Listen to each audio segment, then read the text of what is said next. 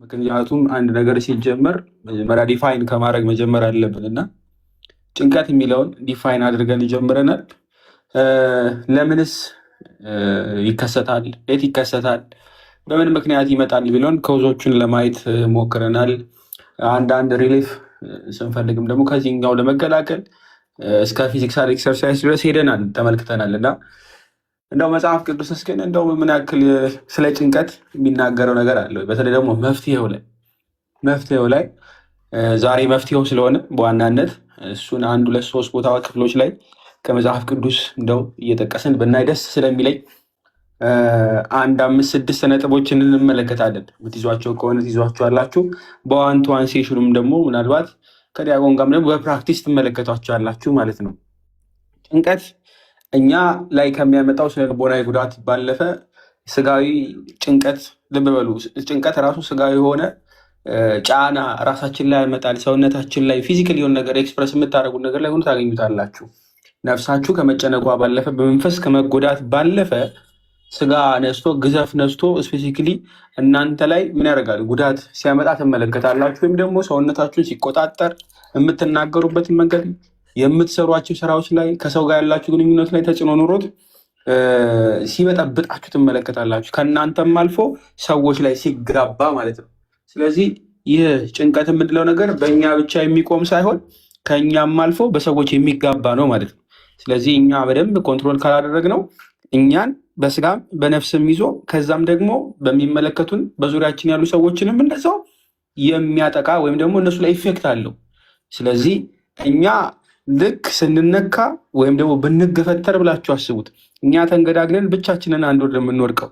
እኛ ክርስቲያኖች ነን፣ በህብረት ነው የምንኖረው፣ ህብረታውያን ነን፣ ስናመልክም ስንኖርም። ስለዚህ እኔ ተንገዳግጄ የምወድቅበት ሌላ አንድ ወንድም ሌላ እህት ይኖረኛል፣ ልጅ፣ እናት፣ አባት ይኖረኛል። ስለዚህ በእኔ ብቻ አይቆምም ማለት ነው። ከእኔ አልፎ ብዙ ሰዎች ላይ ጉዳት ያደርሳል። ስለዚህ መፍትሄው ምንድን ነው? ጭንቀትን መጀመሪያ ማወቅ፣ ልብ በሉ፣ ሪኮግናይዝ ከማድረግ መጀመር አለብን። አንድ ሰው ንስሐ እንኳ ሲገባ ምንድን ነው እኔ ኃጢአተኛ በደለኛ ነን ብለን ነው የምንጀምር አይደለ? ስለዚህ ከእግዚአብሔር ምሕረትን ለመፈለግ መጀመሪያ ማመን።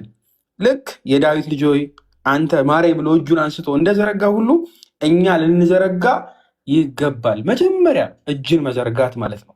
እርዳታ እንፈልጋለን። እኛ ምን ሆነናል? የሆነ ነገር ጎሉናል፣ ጸጋ እግዚአብሔር ጎሉናል። ምክንያቱም ጸጋ እግዚአብሔር እንደው ከኛ ሙሉ ቢሆን እንደ ድንግል ማርያም ስናመሰግን እንደ ቅዱሳኑ ሐሴት ስናደርግ እንገኝ ነበር። ነገር ግን በዓለም ያለነው ብዙ ይጎለናል። ስለዚህ እንጨነቃለን ማለት ነው። ስለዚህ ከዚህ መካከል መፍትሄዎቹ መካከል አንደኛው እዚህ አንደኛ ጴጥሮስ ምዕራፍ 5 ከቁጥር 7 ላይ ስለ ሰውና ጭንቀታችን በሙሉ ስለ እግዚአብሔር ማስረከብ እንዳለብን የሚያስቀምጠው ክፍል ነው። አንደኛ ጴጥሮስ ምዕራፍ 5 ባለፈውም ጠቅሰን ዲያቆን አብራርተውላቸዋል። ቁጥር 7 ላይ ተመልክተናል። እርሱ ስለ እናንተ ያስባልና የሚያስጨንቃችሁን ሁሉ በእርሱ ላይ ጣሉት ብሎ የመፍትሄውን መጀመሪያ ይነግረናል። በማን ላይ እንድናስረክብ? በእርሱ ላይ። እግዚአብሔር ሁሉን የሚችል ሁሉን የሚገዛ እኛን ብቻ ሳይሆን ዓለምን በሙሉ ያስተዳድር ያለ እንደው የጎደለ ምንም የሚባል ነገር ሳይሎት እንደ ሃርሞናይዝድ ሆኖ ያለ የሚገዛ አምላክ እንደሆነ አምነን እኛንም ደግሞ ጭንቀታችን ለእርሱ በቃ ልክ አንድ ሕፃን ቢኖር ልብ በሉ እንደ ከአባት ጋር እየሄደ ያለ አንድ ሕፃን ቢኖር እና ሻንጣ ተሸክሞ ትንሽ ከበድ ቢለው ምን ያደርጋል? ያችን ሻንጣ ለአባቱ አይደለም አባቱ ጡንቻ አለው ከፍ ያለ ነው ይሸከምለታል። ልጅ ምን ስለሆነ? ደካማ ስለሆነ። ስለዚህ አባቱ እንደሚደግፈው የሚያውቅ ልጅ ምን ያደርጋል? ለአባቱ ያስረክባል ማለት ነው። ልክ እንደዛ እኛም ሲከብደን፣ የህይወት መከራ ሲከብደን፣ ጭንቀታችን ሸክማችን ሲከብደን የምናስረክበው አምላክ አለን። ያግዘናል። በድካማችን የሚያግዘን ጭንቀታችንን ሙሉ በሙሉ በእርሱ ብንጥል እርሱ ሊያግዘን የታመነ አምላክ እንዳለን መጀመሪያው ማመን ይሄ ነው። ስለዚህ በእርሱ ልንታመንና ጭንቀታችንን ለእርሱ ልናስረክብ የግድ ነው የመጀመሪያው ማለት ነው። ለእርሱ የምናስረክብ ከሆነ ደግሞ በብዙ ችግር ሊኖርብን ይችላል። እንደው ብዙ ዓለም ፈተና ይኖራል። በኑሮ በቤተሰብ በብዙ ነገር ይኖርብናል። እርሱን ደግሞ በጸሎት ማመስገን ሁልጊዜ የጸሎት ህይወት ከእርሱ ጋር ልንነጋገር። ጸሎት ራሱ ቴራፒ ነው በነገራችን ላይ ለስጋም ለነፍስም ማለት ነው።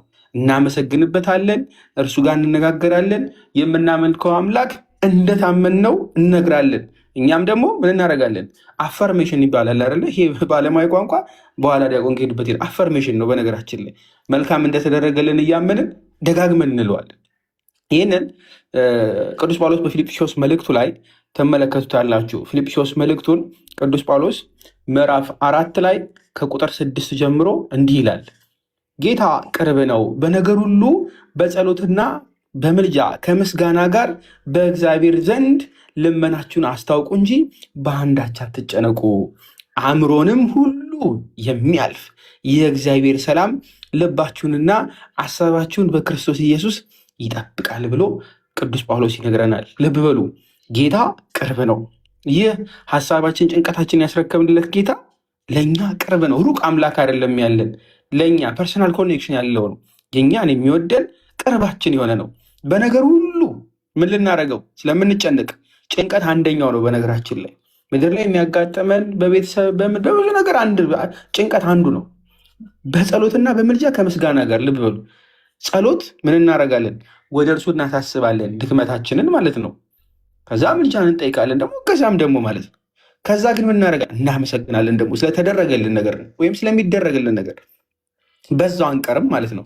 የወደቅን ሰዎች፣ የተጨነቅን ሰዎች በዛው አንቀርም። የሚራራልን አምላክ ምን ያደርገናል? ያግዘናል፣ ከፍ ያደርገናል። ስለዚህ ምን እናደርገዋለን? እናመሰግነዋለን። ምስጋናው የሂሊንጉ ፕሮሰስ የመጀመሪያ ይሆናል ማለት ነው። ለምን? በእግዚአብሔር ዘንድ ልመናችሁን አስታውቁ እንጂ በአንዳች አትጨነቁ ተብሏል። የእኛ የሚጠበቅብን ከእርሱ ጋር ምን መነጋገር፣ ማስታወቅ። እንዴት ማስታወቅ ምንድን ነው ካላችሁ ቁጥር 7 ላይ ነው ደስ የሚለው። አእምሮንም ሁሉ የሚያልፍ የእግዚአብሔር ልብ በሉ ሰላም ነው። አእምሮን ሁሉ የሚያልፍ እኛ ከምናስበው በላይ ከሰው ሀሳብ በላይ የሆነ እግዚአብሔር አለ። ከእርሱ የእግዚአብሔር ሰላም ልባችሁንና ሀሳባችሁን ልብ በሉ ልባችሁን ሀሳባችሁን ሁሉንም በክርስቶስ ይጠብቃል። ጋራንቲ ነው የሚሰጠን፣ ይጠብቀናል። ስለዚህ ጸሎት፣ ምስጋናን ማብዛት አለብን በሕይወታችን ማለት ነው። በጭንቀታችን ሰዓት እንደው በነገራችን ላይ ቅዱስ ጳውሎስና ሲላስ በእስር ቤት ይላቸዋል። ሐዋርያት ሥራ ምዕራፍ 16 ላይ በእስር ቤት ሆነው እየዘመሩ ይጸልዩ ነበር። ሐዋርያት ሥራ ምናልባት የምትይዙ ካላችሁ ያዙት። ሐዋርያት ሥራ ምዕራፍ 16 ላይ ማለት ነው ከቁጥር 25 ጀምሮ እንደው ታሪኩን ብትመለከቱት ሲዘምሩ ታያላችሁ። በመንፈቀ ሌሊት ይላል። እንደው በቀንም አይደለም።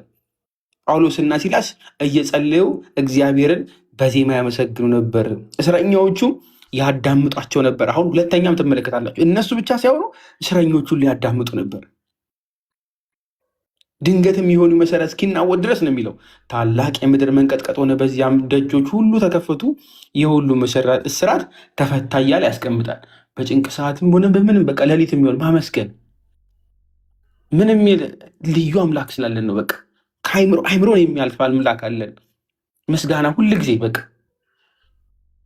ምክንያቱም ችግራችን ከመቀየሩ በፊት እንደው ገና ከዛ በፊት ምስጋናው እኛን ነው የሚለውጠን። ለምን? ለራሳችሁ የምትነግሩት ምንድን ነው የሚያደርግ አምላክ እንደሆነ ማለት ነው። እናንተ ብቻችሁን እንዳልሆናችሁ ራሳችሁን ትነግሩታላችሁ በጸሎታችሁ። ስላልሆናችሁም ነው ደግሞ በነገራችን ላይ መጀመሪያ እናንተ ሂል ታደርጋላችሁ። ከዛ ምን ይሆናል? ምሉ ይሆናል ማለት ነው።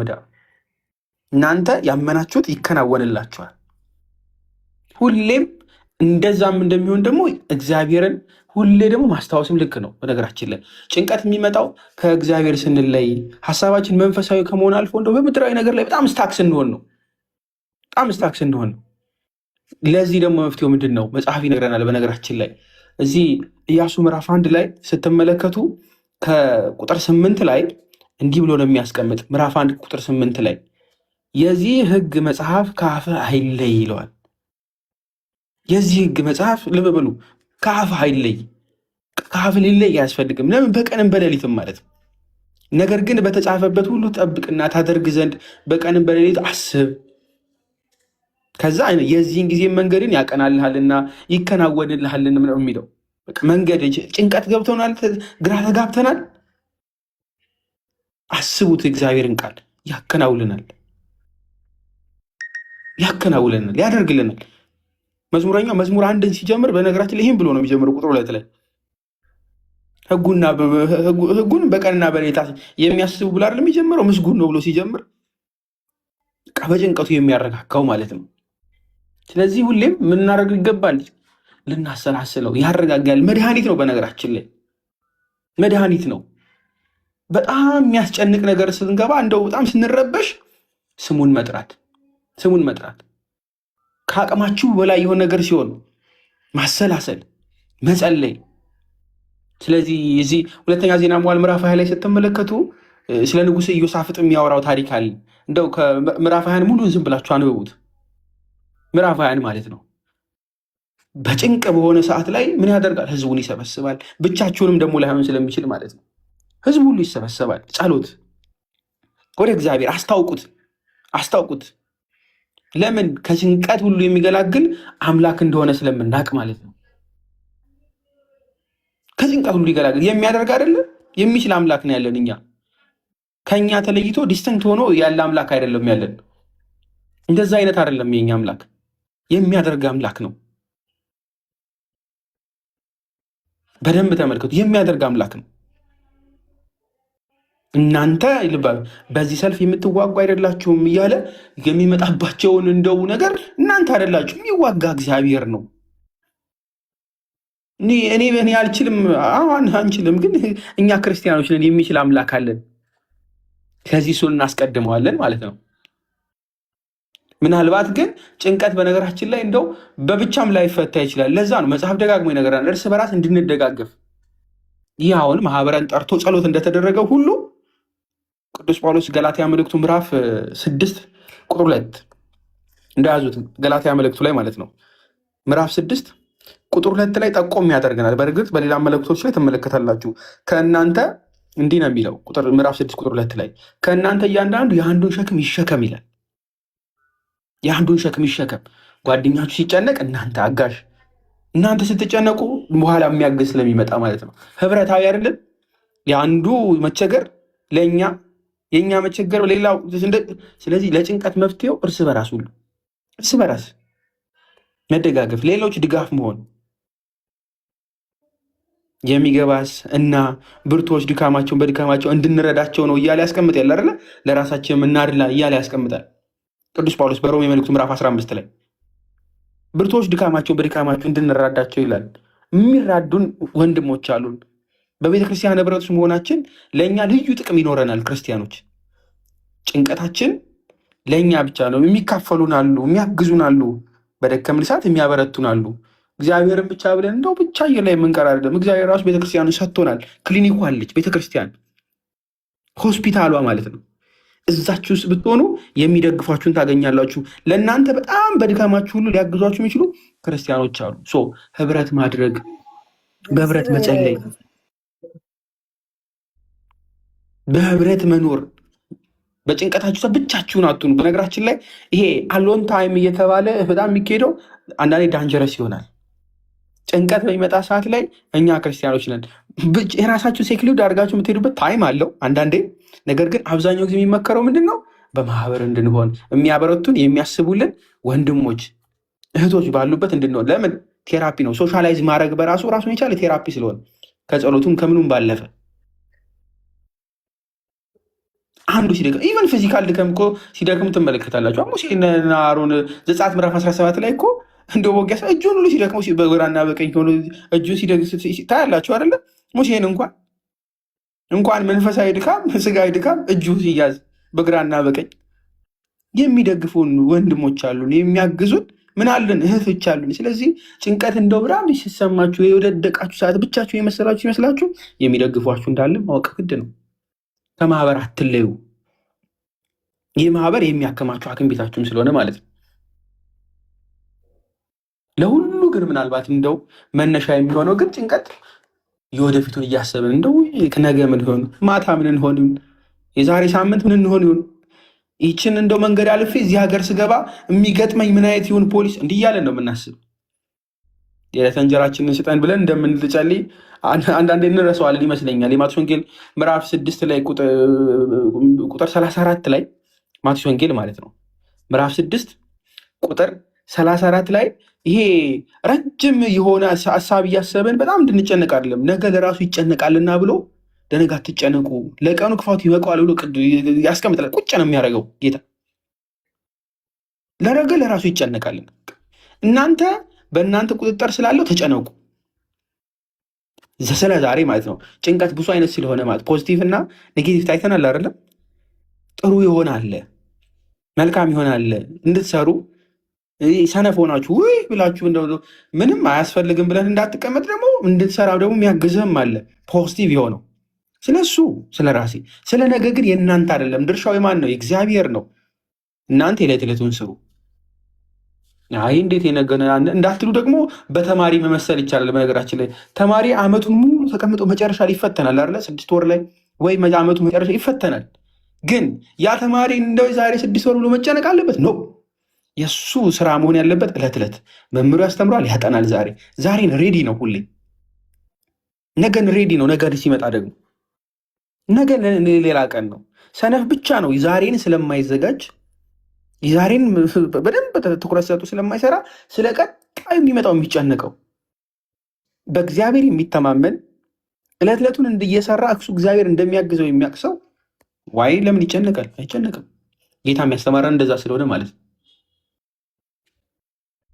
በቃ እግዚአብሔር የዛሬ ጸጋ ለዛሬ ነው የሚሰጥ፣ ነገ ለነገ አይደለም። ማለፋችንንም ስለማናውቅ ማለት ነው። ማለፋችንን ማናውቅ ተስፋ ግን እናደርገዋለን። ተስፋ ግድ ነው። ተስፋ ስለሆነ እኛን የሚይዘን እግዚአብሔር ላይ ተስፋ እንድናደርግ መጽሐፍ ይነግረናል። ኤርምያስ ምዕራፍ 17 ከቁጥር 7 ላይ ስትመለከቱ ስለ ተስፋ ቁጭ አድርጎ ነው የሚያስቀምጠው። በብዙ ጭንቅ በብዙ መከራ በሆነን ሰዓት ተስፋ የምናደርገው እግዚአብሔርን ነው። በእግዚአብሔር የታመነ እምነቱም እግዚአብሔር የሆነ ሰው ብሩክ ነው ብሎ ነው የሚጀምር። የታመነ ብሩክ ነው። ለምን? በውሃ አጠገብ እንደተተከለ በወንዝም ዳር ስሩን እንደሚዘረጋ ሙቀትም ሲመጣ እንደማይፈራ ቅጠሉም እንደሚለመልም በድርቅ ዓመትም እንደማይሰጋ ፍሬውንም እንደማያቋርጥ ዛፍ ይሆናል እያለ ነው የሚያስቀምጠው። በቃ የታመነ በእግዚአብሔር የታመነ ተስፋ የሚያደርገው እሱን ነው። ተስፋ የሚያደርገው እሱን ነው። አብርሃምን ይነግረናል አይደለ? ቅዱስ ጳውሎስ እኮ ሮሜ ምዕራፍ 4 ላይ ስትመለከቱ ብዙ ጊዜ ይጠብቃሉ አይደል? ሚስቱም ብዙ ዓመት አለፋት፣ እርሱም ቆየ።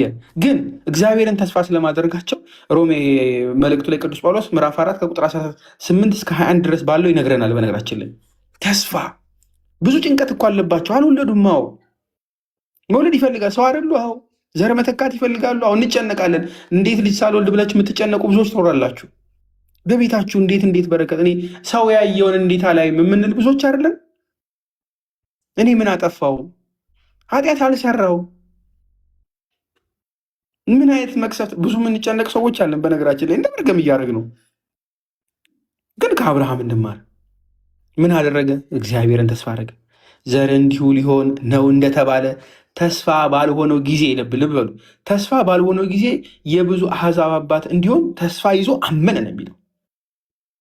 ምንም በሌለ ሰዓት በቃ አመነ።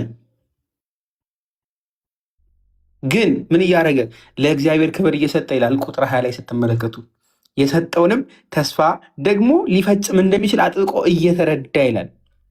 አሁን ቅድም ያለው ማለት ነው። እንደሚሰጠን አምነን መጀመሪያ እናመስግን፣ ክብር ስጡ። የሚያደርግ አምላክ ነዋ። ሊፈጽም እንደሚችል እመኑት። ላመኑት አይደል የሚከናወን? ስለዚህ እመኑት። በእምነት በረታ እንጂ ባለማመን ምክንያት በእግዚአብሔር ተስፋ አልቆረጠም። እናንተም በእግዚአብሔር ተስፋ አትቁረጡ። ተስፋ አትቁረጡ። የአሁኑ ሁኔታ አትመልከቱ። እግዚአብሔር ነገን እንደሚያስተካክል፣ አረ ነገ ዛሬንም ሊያስተካክል እንደሚችል። ምክንያቱም አሁን ምናልባት ከምሽቱ 3 ሰዓት ሊሆን ነው። 3 ሰዓት ከ1 ደቂቃ አናውቅ። እግዚአብሔር ሁሉ ነገር ሊቀይረው ስለሚችል ግልጥጥ ሊያደርገው የሚችል አምላክ ነው ያለን። ደግሞም ያደርገዋል። እመኑት፣ ጸልዩ፣ በእርሱ ታመኑ፣ ተስፋ ማድረጉ። በቃ ይሄ ነው። ልባችንን በምን ልናሳርፍ ይገባል? በክርስቶስ። በዚህ ልጨርስ። የማቴዎስ ወንጌል ምዕራፍ 11 ከቁጥር 28 ጀምሮ እንዲህ የሚያስቀምጠው ክፍል አለ። እናንተ ደካማዎች ሸክማችሁ የከበደ ሁሉ ወደ እኔ ኑ፣ እኔም አሳርፋችኋለሁ። ቀንበሬን በላያችሁ ተሸከሙ፣ ከእኔም ተማሩ፣ እኔ የዋህ በልቤም ትሑት ነኝና ለነፍሳችሁም እረፍት ታገኛላችሁ። ቀንበሬ ልዝብ ሸክሜም ቀሊል ነውና ብሎ ያስቀምጥልናል ጌታ። የእግዚአብሔር ቀንበር ቀሊል ነው፣ የሚያሳርፈን እሱ ነው። ሸክማችንን በክርስቶስ ላይ ጣሉት፣ ሁሉንም ጣሉት። ክርስቶስ ያድነናል። ተጨንቀናል፣ የምናደርገው ጠፍቶናል፣ ሰዎች ርቀውናል። ክርስቶስ ምን ያደርገናል? ይፈውሰናል። ልክ የ12 ዓመት ደም ሲፈሳ ስትሰቃይ የነበረችው ትዝ ይላችኋል። የማርቆስ ወንጌል ምዕራፍ 5 ላይ ከቁጥር 25 ጀምሮ አለ። ማርቆስ ወንጌል ስናጠና በቃ መጨረሻ ባለቀ ሰዓት በማመጥ ወደ ክርስቶስ ምን ስለሚል ስለሚያሳርፍ፣ እሱ ምን ስለሚፈውስ ስጋን ብቻ ነፍስንም ጭምር የእውነተኛ እረፍት ምንጭ ክርስቶስና ክርስቶስ ብቻ ስለሆነ ማለት ነው። በቃ ስለዚህ ሐና በመጽሐፍ ስትመለከቱ ጭንቀቷን ወደ ጸሎት ለወጠች አይደለም? እናንተም ወደ ጸሎት ለውጡት። ሕዝቅያስ ፈርቶ ነበር አለ። ግን ምን አደረገ? ፍርሃቱን በእግዚአብሔር ዘረጋ። ዘርጉት፣ በቃ ግለጡት። ጴጥሮስ ልክ ውሃ ሲራመድ ሰጠም አይደለ? ምን አደረግን? መጨረሻ እጁን ዘረጋ አይደል? ጌታ አድነኝ ብሎ በቃ እጃችሁን ዘርጉ። እንደ ጳውሎስ እና ሲላስ ደግሞ በመከራ ጊዜ ጸልዩ፣ ከዛ አመስግኑ፣ ተስፋ ማደርጉት። ይሄ ነው ዋናው። ስለዚህ በጀመርነው ጥቅስ ዘጋለሁ። አንደኛ ጴጥሮስ ምዕራፍ 5 ቁጥር 7 ጸሎትም ስለሆነ ደጋግማችሁም ጸሉት፣ እርሱ ስለ እናንተ ያስባልና የሚያስጨንቃችሁን ሁሉ በእርሱ ላይ ጣሉ። እግዚአብሔር ያክብርልኝ። ዲያቆን ለአንተ ልስጥ።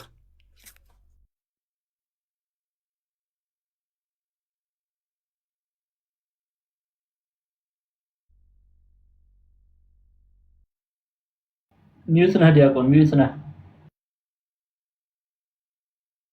ብቻዬን እያወራ ነው ማለት ነው። ቃለ ሕይወት ያሰማልን። አላህ በጣም ነው የምናመሰግነው። ብዙ ነጥቦችን ተነስተዋል። እኔም አጠር አደርጋለሁ። ያው ጅል እንደምታውቁትኝ ብዙ ጊዜ እኔ አክቲቪቲ ማድረግ ነው ደስ የሚለኝና ከተቻለ እንግዲህ መምህር ካሜራዎትን ክፈቱና አንድ በአክቲቪቲ እንጀምር አይሻልም? ሚዩት ነው እኔ ራሴ ሚዩት። እሺ እንዴት እናድርግ? አንዳንድ ሰው እናስገባ ወይስ መጀመሪያ ከዛ በፊት የሚቀድም? ከዛ በፊት 5 ደቂቃ ብንወስድ ጥሩ ነው ብዬ አምናለሁ። እሺ ምናልባት አክቲቪቲዎችን ብናረግ ጥሩ ነው። በጣም ጥሩ። በጣም ጥሩ። ያው ብዙም ወንድሜ ካስተማረው ላይ ብዙም የሚጨመር የለም። ያው እዛ ሁላችሁም ቃለ ሕይወት ያሰማልን እያሉ ነው እና በድጋሚ ቃለ ሕይወት ያሰማልን። በተለይ በባለፈው እንደተነጋገር ነው ከሁሉም በላይ መፍትሄ የሚሆነው እግዚአብሔር ቃል መሆኑ፣ ከሁሉ በላይ መፍትሄ የሚሆነው እግዚአብሔር እንደሆነ። ለምን የሰው ልጅ በእግዚአብሔር አርአያና ምሳሌ ስለተፈጠረ ክርስቶስም ያውቃል አይደለም? በቃ የሚያስጨንቃችሁን ያለው የሰው ልጅ እንደሚጨንቅ ስላወቀ ነው። እና ስለ ጭንቀት በዚህ በሳይንቲፊክ እንኳን ስናየውም በቢብሊካል ብዙ እንዲያውም ምን ይላሉ? the greatest physician እንደ ክርስቶስ አይነት እንደሱ ያለ ፊዚሽን ወይም አካሚ የለም ይባላል። ቅድም ወንድሜ እንዳነሳቸው በብዙ መልኩ በተለይ በጸሎት እንዳነሳው ንስሐ ራስን የቻለ ቴራፒ እንደሆነ፣ ካውንስሊንግ እንደሆነ ብዙ ጊዜ የክርስቶስን ኢንካውንተር ስናይ ከሰዎች ጋር ሲገናኝ እርሱ ከነሱ ጋር የሚገናኝበት ወይም ደግሞ የሚነጋግርበት መንገድ ብንመለከት 100% ምን ይሉታል? የቴራፒ ሴሽን ይባላል። ብዙ ልናነሳ እንችላለን። ለምሳሌ መጻጉዕ 38 ዓመት የታመመው መዳን እያወቀ ግን በመጀመሪያ በባለፈው እንዳልኳችሁ እንዳትረሱትኝ ጌታም ያለው ምንድን ነው? እናንተ ሸክም የከበዳችሁ ኑ ወደ እኔ አይደል ያለው። እና በባለፈው እንደተነጋገርነው የሰው ልጅ በጣም ከባዱ ሸክም የምንሸክመው ሸክም ምንድነው ሲባል the thoughts in our mind ብለናል። አይምሯችን ላይ ያለው ሸክም ማለት ነው።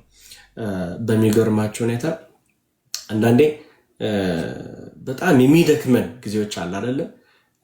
ተኝተን እንደገና ግን ደግሞ በጣም ታይርድ ስሜት ተሰምቶን አያውቅም? መምህር ተሰምቶት ያውቃል? እንደዚህ 8 ሰዓት ተኝተን ግን ደግሞ ስነሳ ቆይ ፊል ታይርድ በቃ ድካም የሚሰማን ማለት ነው። አንዳንዴ ምግብ እየበላን ግን አይምሯችን ደግሞ በጣም ብዙ ነገሮች የሚሮጡ ነገሮች አሉ። እየጸለይን ግን አይምሯችን ደግሞ ሌላ ቦታ ነው አይደለ?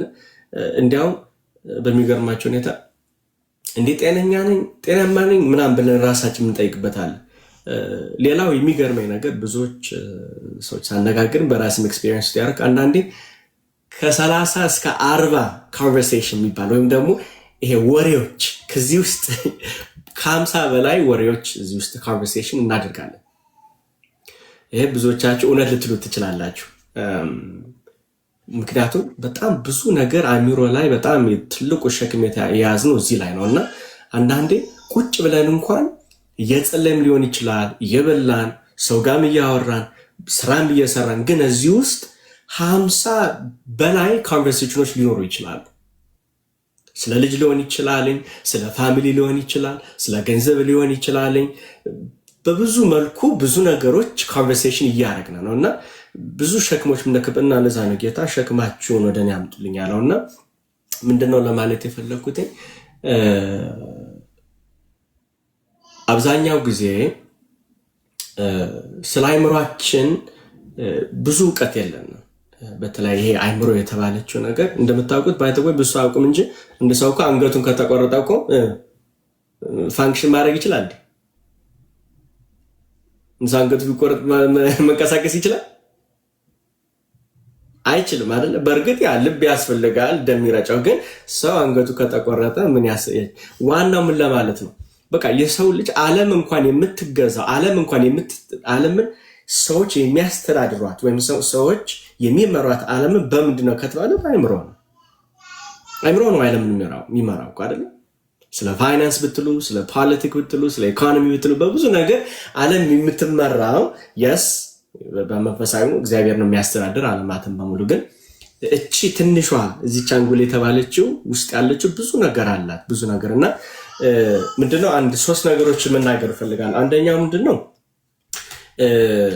ትንሽ አትሊስት እንደ ሐሳብ ማለት ነው ይሄ እዚህ ፊት ለፊት ግንባራችን ያለው ይሄ ፍሮንታል ሎብ ይባላል። ፍሮንታል ሎብ ማለት ብዙ ጊዜ የሚያግዘን ምንድነው ይሄ ጃጅመንት ወይም ደግሞ ዲሲዥን ሜክ ለማድረግ በብዙ ጊዜ ይረዳናል። ለምሳሌ እዚህ ስራ ቦታ አፕላይ ባደርግ፣ ከሀገሬ ወጥቼ ወደዚህ ቦታ ብሄድ ይሄ የሚያግዘን ብዙዎች እንደማልተረዱ ምንድነው ይሄ ፍሮንታል ሎብ የሚባለው ዲቨሎፕ የሚያደርገው 25 ዓመት ስንደርስ ፉሊ ዲቨሎፕ አደረገ ይላል በዚህ በሳይንሱ ማለት ነውና ሌላው ሁለቱ ምንድናቸው ኤግዜኪቲቭ ዲሲዥን የምናደርግበት አለ።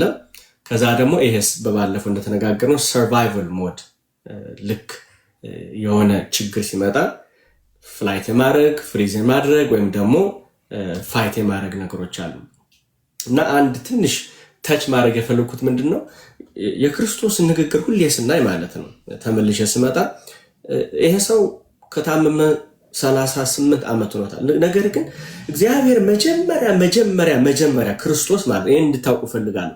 ክርስቶስ መጀመሪያ ማከም የሚፈልገው ምንድነው ከተባለ የሰውን ይሄ ልቦና ወይም የሰውን ህሊና አይምሮውን ነው።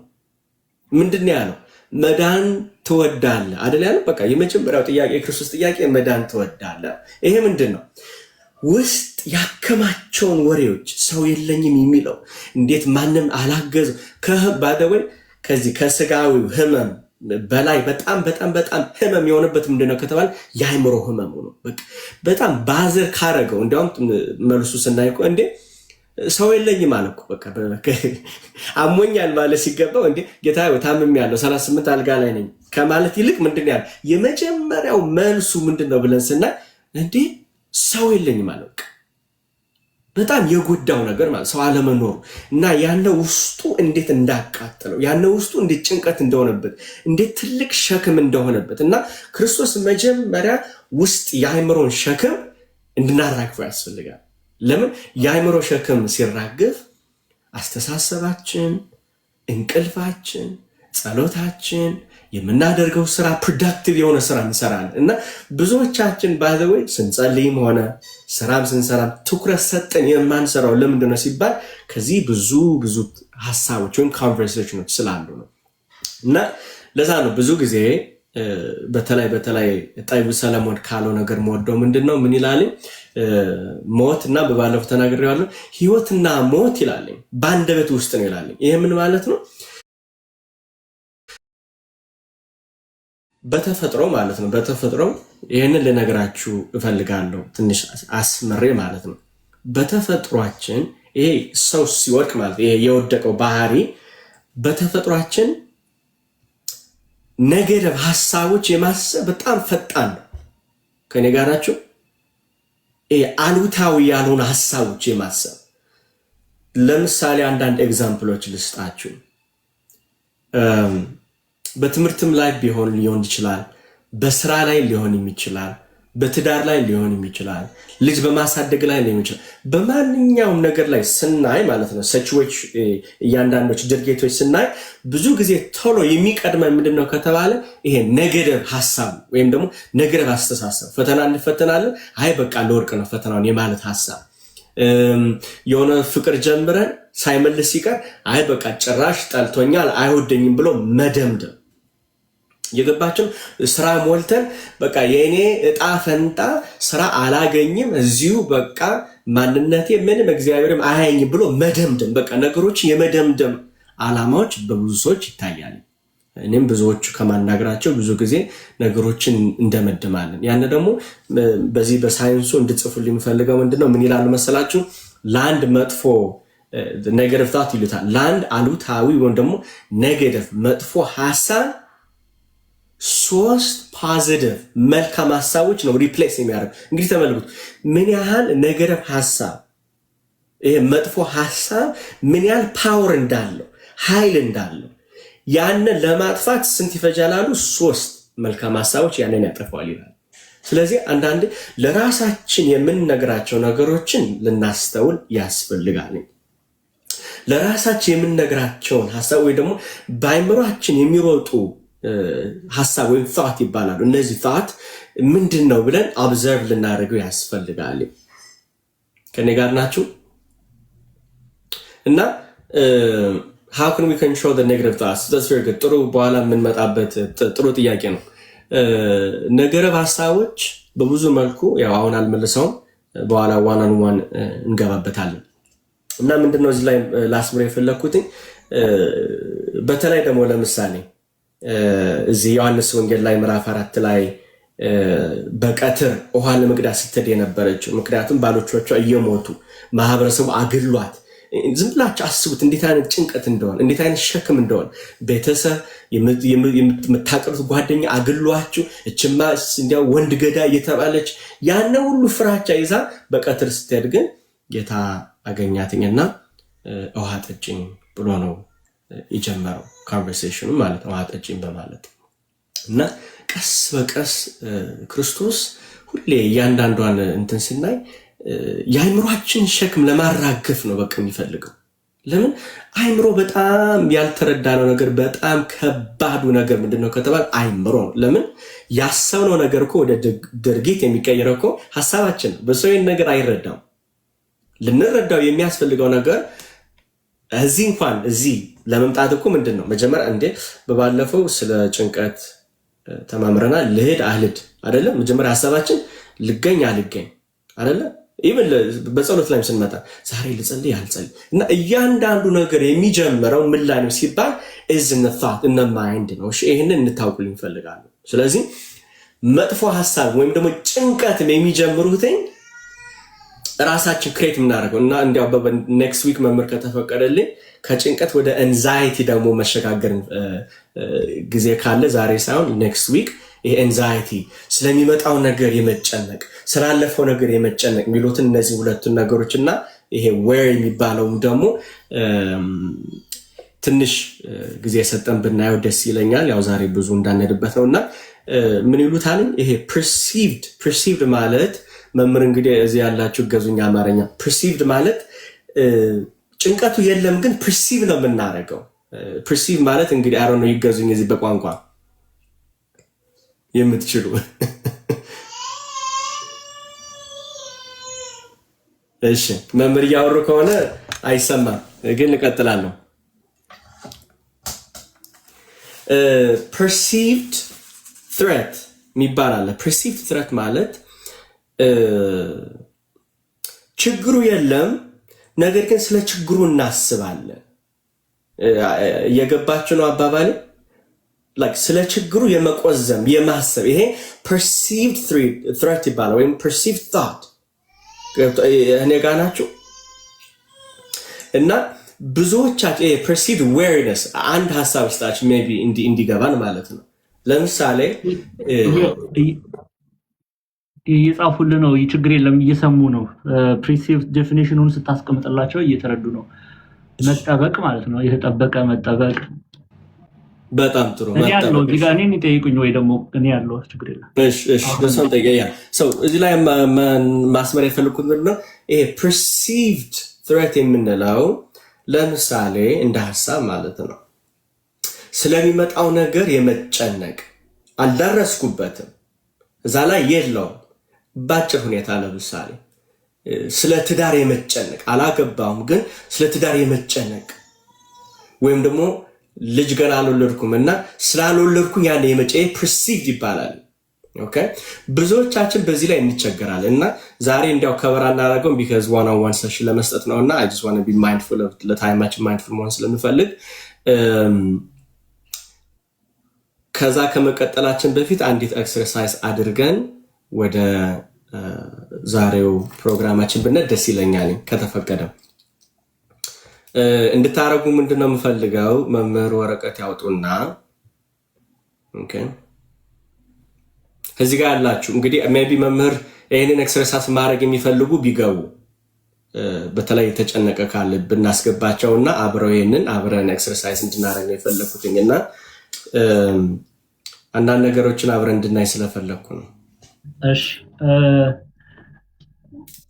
አንድ ሁለት ሰው ላስገባ ከፈቀዳችሁልኝ ገስት ላይ ያላችሁ ተማሪዎች በፈቃድ ከመምህራን ውጪ ማለት ነው ከመምህራን ውጪ እሺ አንድ በቂ ነው በፈቃደኝነት አንድ ቁጥር ጻፉልን ይሄንን ኤክሰርሳይዝ አብረን እናረጋለን እምትሉ በፈቃድ አንድ ቁጥር ጻፉና እናንተን አስገባለን እሺ ሰላማዊት እግዚአብሔር አምላክ ያክብርልን እሺ ያው ዲያቆን ሰላም ሁሉ አስገብቻለሁ እሺ ገብተዋል ጥሩ እርሶም እንዲያረጉ ፈልጋለሁ መምህር አለው እሺ አዘጋጅ እሺ ወረቀት ያዙና ከቻላችሁ አንዳንድ ኤክሰርሳይዝ አብረን እናደርጋለን ከዛ ወደሚቀጥለው እንሄዳለን ማለት ነው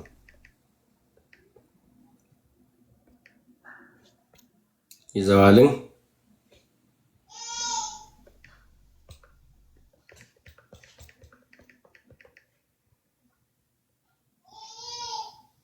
ምናልባት ሰላማዊት ይሰማል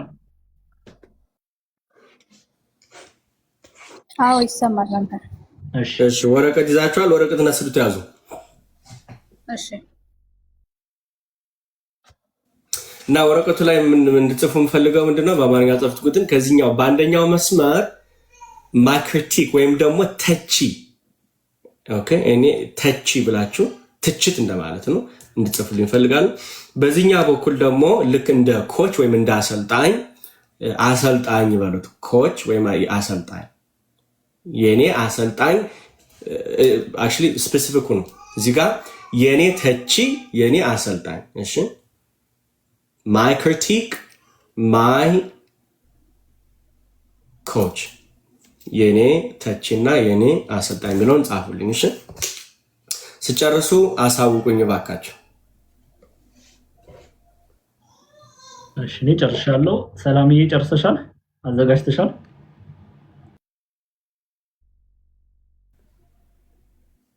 ሲጨርሱ ነገሩ እሺ መምህር እየጨርሰዋል ይቅርታ አንዴ ቢደገምልኝ እሺ እንደዚህ መስመር ይሰራልኝ እዚህ ጋር የኔ ተቺ ትችት ማለት ነው። የኔ ተቺ እና የዚህ ደግሞ እዚህ ላይ ደግሞ የኔ አሰልጣኝ ኦኬ።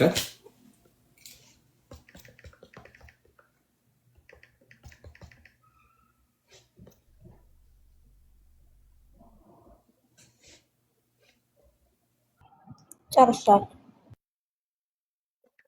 በጣም ጥሩ።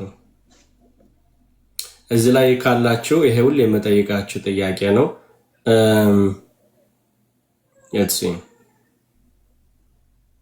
በቀን ውስጥ ሰላማዊት መምህር እዚህ አላግድም አለ። እያንዳንዱ ጊዜ ያላችሁ በቀን ውስጥ ምን ያህል ሀሳብ እናስባለን? ሰላማዊት ቁጥር ዝም ብላችሁ ሻውት ተታሩ። በቀን ውስጥ ምን ያህል ሀሳብ? 9 ሀሳቦች ታስቢያለሽ በቀን በ24 ሰዓት ውስጥ? አዎ አስባለሁ። አዎ ቁጥር አስባለሁ። ሳታስቢ መቼም አታሪ መቼም። እሺ 10 በቀን 10። እሺ እግዚአብሔር ይስጥሽ። እሺ መምህር እንግዲህ ከታች ያላችሁ ቁጥራችሁን ላኩ። ሳይንሱ እንግዲህ አንድ ሰው ከ6000 እስከ 7000 ሀሳቦችን ያስባል ይላል ፐር ዴይ። እሺ ዊዝን ከ1000 እስከ 5000 በሚለው ሬንጅ ውስጥ ነው። እሺ ለእርሷ 5000 ሀሳብ በጣም ጥሩ። እሺ እዚህ ውስጥ ያላችሁ ሀና ታችም ያላችሁ አልቆጠርኩትም ተመቸኝ።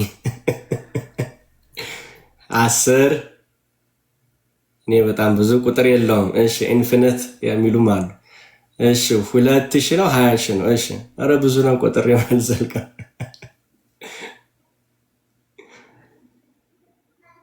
በጣም ጥሩ። እሺ ጥሩ ነው። መምህር ተች አድርገውታል።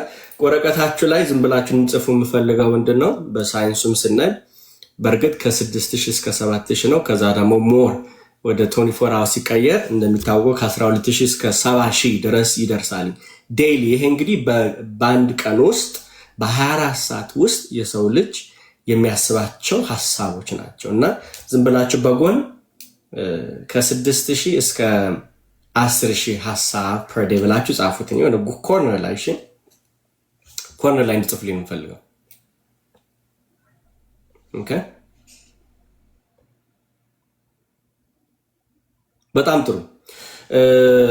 አሁን እዚህ ላይ ልናገር የፈለኩት ቁጥሩንም የነገርኳችሁ ዋናው ምንድነው በየቀኑ ውስጣዊ ወይም ደግሞ ኢነር ቮይስ ይባላል። ኢነር ቮይስ ማለት ውስጣዊ በውስጥ ያለ ድምፅ። ኦኬ ያን ድምፅ ደግሞ በቀን ሁሌ ያናግረናል። እውነት የምትሉ ካላችሁ ጀስት ታምዝ አፕ እየሰጣችሁ ሄዱ። ኢነር ቮይስ ኦኬ። ይሄ ኢነር ቮይስ በቀን እኛን ያናግረናል። ከዚህ ከ60 እስከ ከ6000 እስከ 10000 የምንለው ሐሳቦች፣ እነዛ ሐሳቦች እኛን የሚያናግሩ ሐሳቦች ኢነር ቮይስ ይባላሉ። ኦኬ በጣም ጥሩ። የሚገባችሁ ታምዝ አፕ ከሰጣችሁ አሪፍ ነው። እና እነዚህ ቮይሶች አዳምጡኝ፣ ልብ በሉ እንግዲህ እነዚህ ይሄ ኢነር ቮይስ ውስጥ ያለው ድምፅ በቀን ያናግረናል እኛን ማለት ነው። በቀን ሆፕፉሊ የገባችሁ ነው ብዬ አምናለሁ። እሺ እውነት ትክክል። በጣም ጥሩ ሐሳቡ እንዲገባቸው። ስለዚህ ይሄ ከ6000 እስከ 10000 ያልነው ሐሳብ ወይም ውስጣዊ ንግግር ያልነው ውስጣዊ ቮይስ ያልነው አብዛኛው ጊዜ ወይም ደግሞ ብዙ ጊዜ ምንድን ነው ሚውት እያደረጋችሁልን ብዙ ጊዜ ምን እንለዋለን?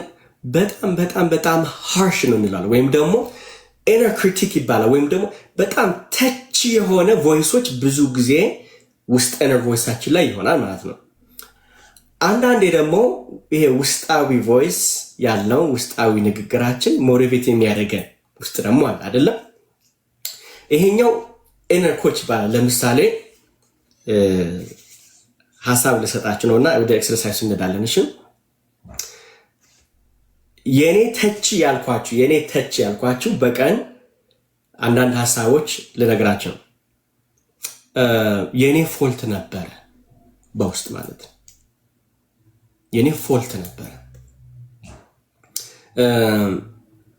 ነገሮች እኔ በምላቸው ነገሮች አይሳኩልኝም። ያደመጣችሁኝ ነው።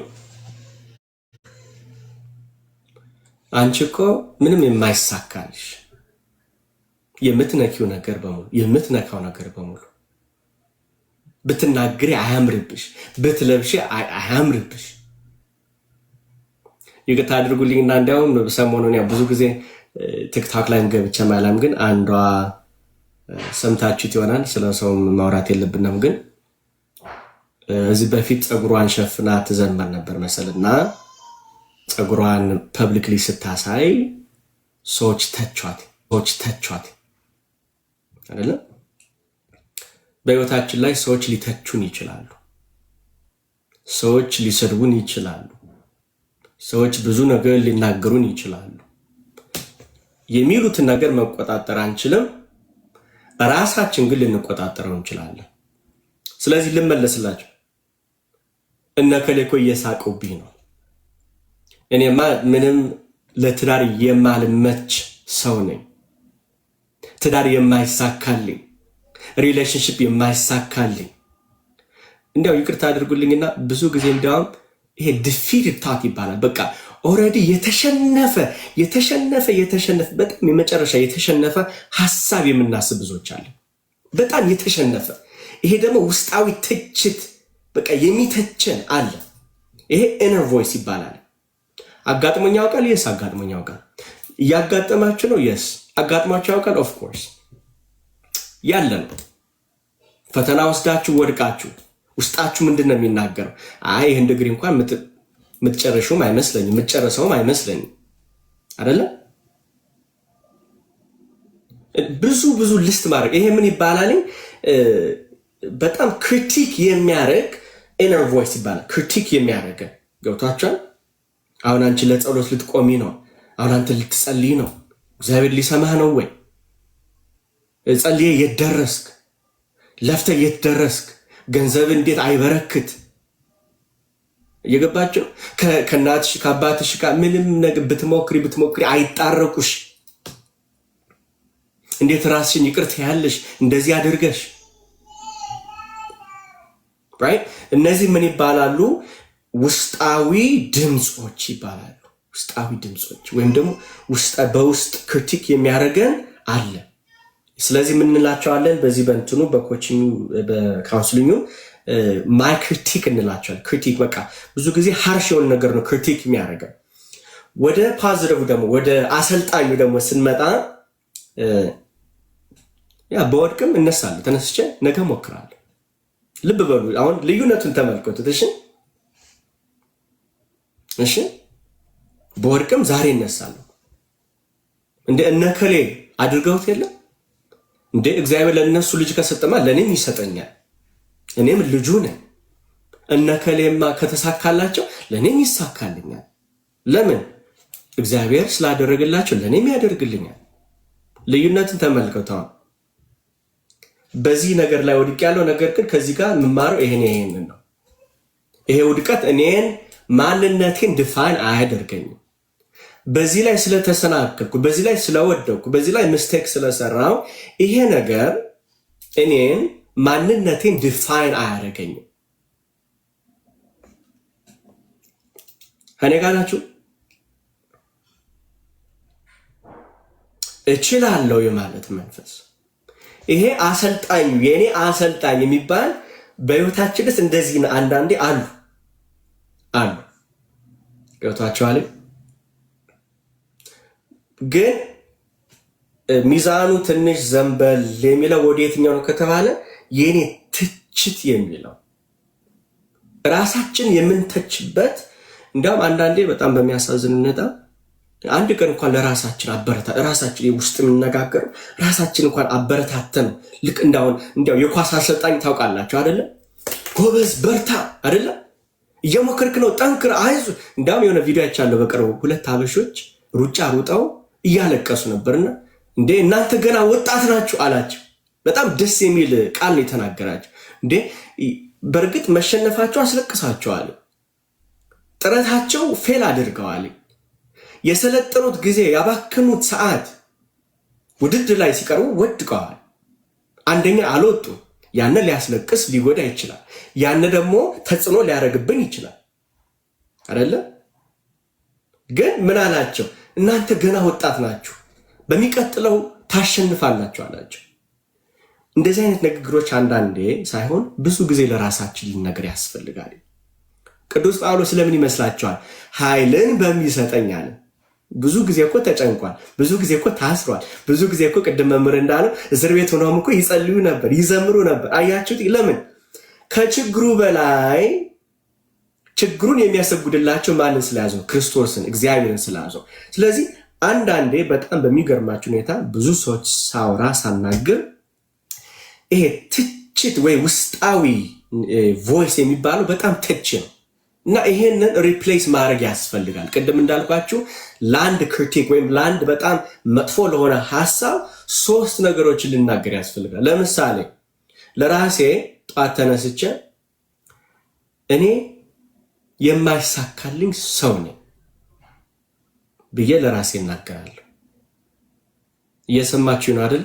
እኔ የማይሳካልኝ ሰው ነኝ። ወይም ደግሞ ሰዎች አይወዱኝም፣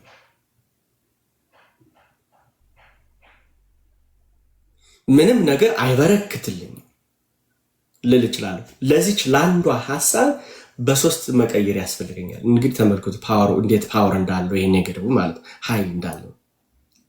ስለዚህ እነዚህን ክሪቲክ አሁን ልናደርግ የፈለኩት ምንድነው? በዚህ ኤክሰርሳይዝ ላይ ጥያቄ እሰጣችኋለሁ። በዛ ጥያቄ መሰረት ትችት የሚለውን ትዘረዝሩልኛላችሁ። ከዛ ደግሞ የውስጥ የሚለውን ደግሞ እንዘረዝራለን። ሬዲ? ዝግጁ ናችሁ? በጣም ጥሩ። የዛሬ ዓመትም ሊሆን ይችላል፣ የዛሬ ሳምንትም ሊሆን ይችላል። በዚህ ጥያቄ ላይ መጀመሪያ የእኔ ትችት የሚለውን እንድጽፉልኝ እፈልጋለሁ። እሺ፣ መጀመሪያው ጥያቄ ምንድነው? በህይወታችሁ ውስጥ በራሳችሁ ላይ በጣም በጣም ሃርድ የሆናችሁበት ጊዜ መቼ ነው? ሃርድ ማለት በጣም መጥፎ የሆናችሁበት ጊዜ። ኦኬ ሶ በእንግሊዝኛ ነው አለው describe a time when you were hard on yourself።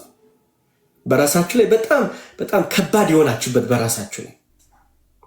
ጥያቄው ገብቷችኋል? ምናልባት ለአብራራ ዲያቆን ይቻላል ነው እንግዲህ ዲያቆን መልካሙ እየነገራችሁ ያለው በህይወታችሁ ውስጥ በሆነ ምክንያት የሆነ ነገር ገጥሞ ወይ አጥፍታችሁም ሊሆን ይችላል፣ በኃጢአትም ምክንያት ሊሆን ይችላል። ብቻ እናንተ ባጠፋችሁበት ምክንያት የዩክን ኮሬክት ዲያቆን የተጸጸታችሁበት ወይም ያዘናችሁበት ለምን እንዲያደረግኩ ብላችሁ ራሳችሁን እየቀጣችሁበት ታይም አለ ወይ? ካለ ፖይንቱን መጻፍ አለባቸው። ካለ yes ያንም አሁን ያስ በጣም ቆንጆ አድርገው ነው የተናገሩት። በዛ ላይ ምንድነው እንድናርግ የፈለኩት በዚህ የኔ ትችት የሚለው በዛን ጊዜ ያነ ትችቱ ምን ነበር? ጻፏቸው ለራሳችሁ። ይሄ የኔ ትችት ለራሳችሁ ትነግሩ የነበረው ነገሮችን ጻፏቸው። ምሳሌ ለመስጠት ለምሳሌ አንዳንድ ጊዜ እኔ አረባም፣ እኔ ደካማ ነኝ፣ እኔ ሰነፍ ነኝ የሚሉ ቋንቋዎችን እንጠቀማለን እና የተጠቀማችሁትን ቋንቋ ነው ዲያቆን መልካሙ ጻፍ የሚሉት። ኤግዛምፕል እሰጣለሁ እስከዛው እናንተን እስከምትሉ ለኔ በራሴ ህይወት ልስጣችሁ። ዩኒቨርሲቲ ተማሪ ያለው አናቶሚ ፊዚዮሎጂ የሚባል ኮርስ እየወሰድኩኝ ክላሱ ጀምሮ እስከሚያልቅ የምችለውን አደረኩኝ፣ አጠናው ምናልኩ። ግን በመጨረሻ ግሬዱ ሲመጣ ዲ ነው ያገኘሁት። ዲ ደግሞ ፌሊንግ ግሬድ ነው በዚህ በውጭ ሀገር ማለት ነው። በዛን ሰዓት ለራሴ የነገርኳቸው ነገሮች ብነግራችሁ በቃ እንትን ትላላችሁ። ሲቹዌሽኑ ምንድነው ካላችሁ ክላስ ወስጃለሁ፣ ዲግሪ ለመማር ነው፣ ገንዘብ እየተከፈለ ነው፣ ጊዜን መስዋዕት አድርጌ እየተማርኩ ነው፣ ቤተሰብ እየከፈለ ነው፣ ብዙ ነገሮች አሉ። ግን መጨረሻ ሂጄ የመጨረሻው ግሬድ ዲ መጣ። ያ ጊዜ ኢማጂን ምን እየተሰማኝ እንደሆነ። ትችት የውስጤ ትችት ምንድነው ስለ የነበረው ይሄንን ክላስ ከወደኩማ አልኩኝ የሚቀጥለውን እንዴት ነው የማልፈው? ዲግሪውንስ እንዴት ነው የምይዘው? በዚህ ሁኔታ መጨረሻ እንኳን ላያምር ይችላል። ቤተሰብስ እናት አባቴ ምን ሊሉ ነው አልኩኝ ግሬዱን ባሳያቸው። እንዲያውም ብዙ ሰው እንደዚህ አይነት ችግሮች እንዳለባቸው አውቃለሁ። በዚህ በእንትሩ ሳይሆን እናቴ ምን ብትለኝ አባ ራይት እንደዚህ በቃ። ስለዚህ ትችት ያላችሁ አሁን እምላችሁን እኔ ኤግዛምፕል ሰጥቻችኋለሁ። ክሪቲክ ያደረጋችሁን ጻፉና ወደ 3 ደቂቃ ሰጣችኋለሁ። ከዛ ወደዚህኛው ሽፍት እናደርጋለን። ቀጥሉ። እዚህ ውስጥ የገባችሁ ቻሌንጅ ለማድረጋችሁ ሼር ማድረግ ትችላላችሁ። ፕሬሸር የለውም። ሰላማዊት የጻፍሽ ነው አይደለ? ወይስ? አዎ የጻፍኩ ነው። እሺ መልካም። ዲያቆንዬ ሩሂም መታለች። እሷም ጥሩ እህታችን ናት፣ ታግዛለች። እኔም አለው። ቀጥል። በጣም ጥሩ። I made a big mistake 6 years ago. Okay. That's okay.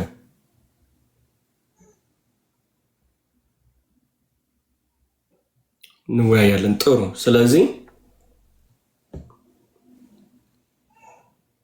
ትንሽ ዝም ምናምን እስከምትጽፉ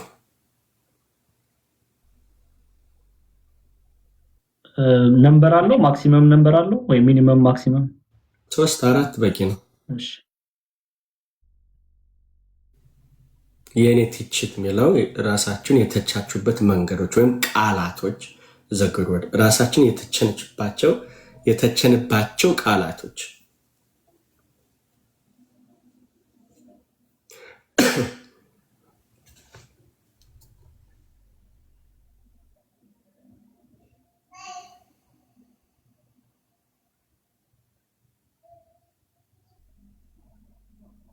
እሺ ብዙ ነው ለምትሉ አንዱን ብቻ መርጣችሁ በዛ ዙሪያ ላይ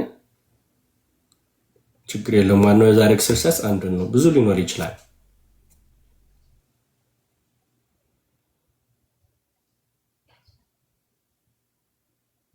እሺ ሰው አይወደኝም ላልሽው እዚህ ላይ ስላለሽ ቻሌንጅ አደረግሻለሁ።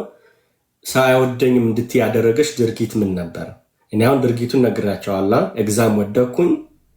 ከዛ የኔ ትችት የምላቸው የተጠቀምኳቸው ቃላቶች አሉ። ስለዚህ ጀስት ወደኋላ እንድታስቡ ነው።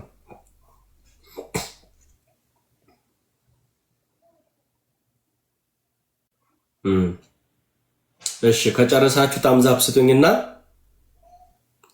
let's do share። እሺ በጣም ጥሩ። እሺ መምህር ከርሶን ጀምር። ችግር የለም። ሰላምም አለች። ደስ እንዳላችሁ። ችግር የለም። ሰላም ትጀምሪያለሽ ወይስ ልጀምር? ወይም ሩሂም አለች። ይጀምሩና እቀጥላለሁ። መልካም። እሺ ኮሌጅ ያለው ያው ከእርሶ ጋር ተመሳሳይ የሆነ ሀሳብ ነው። ፈተና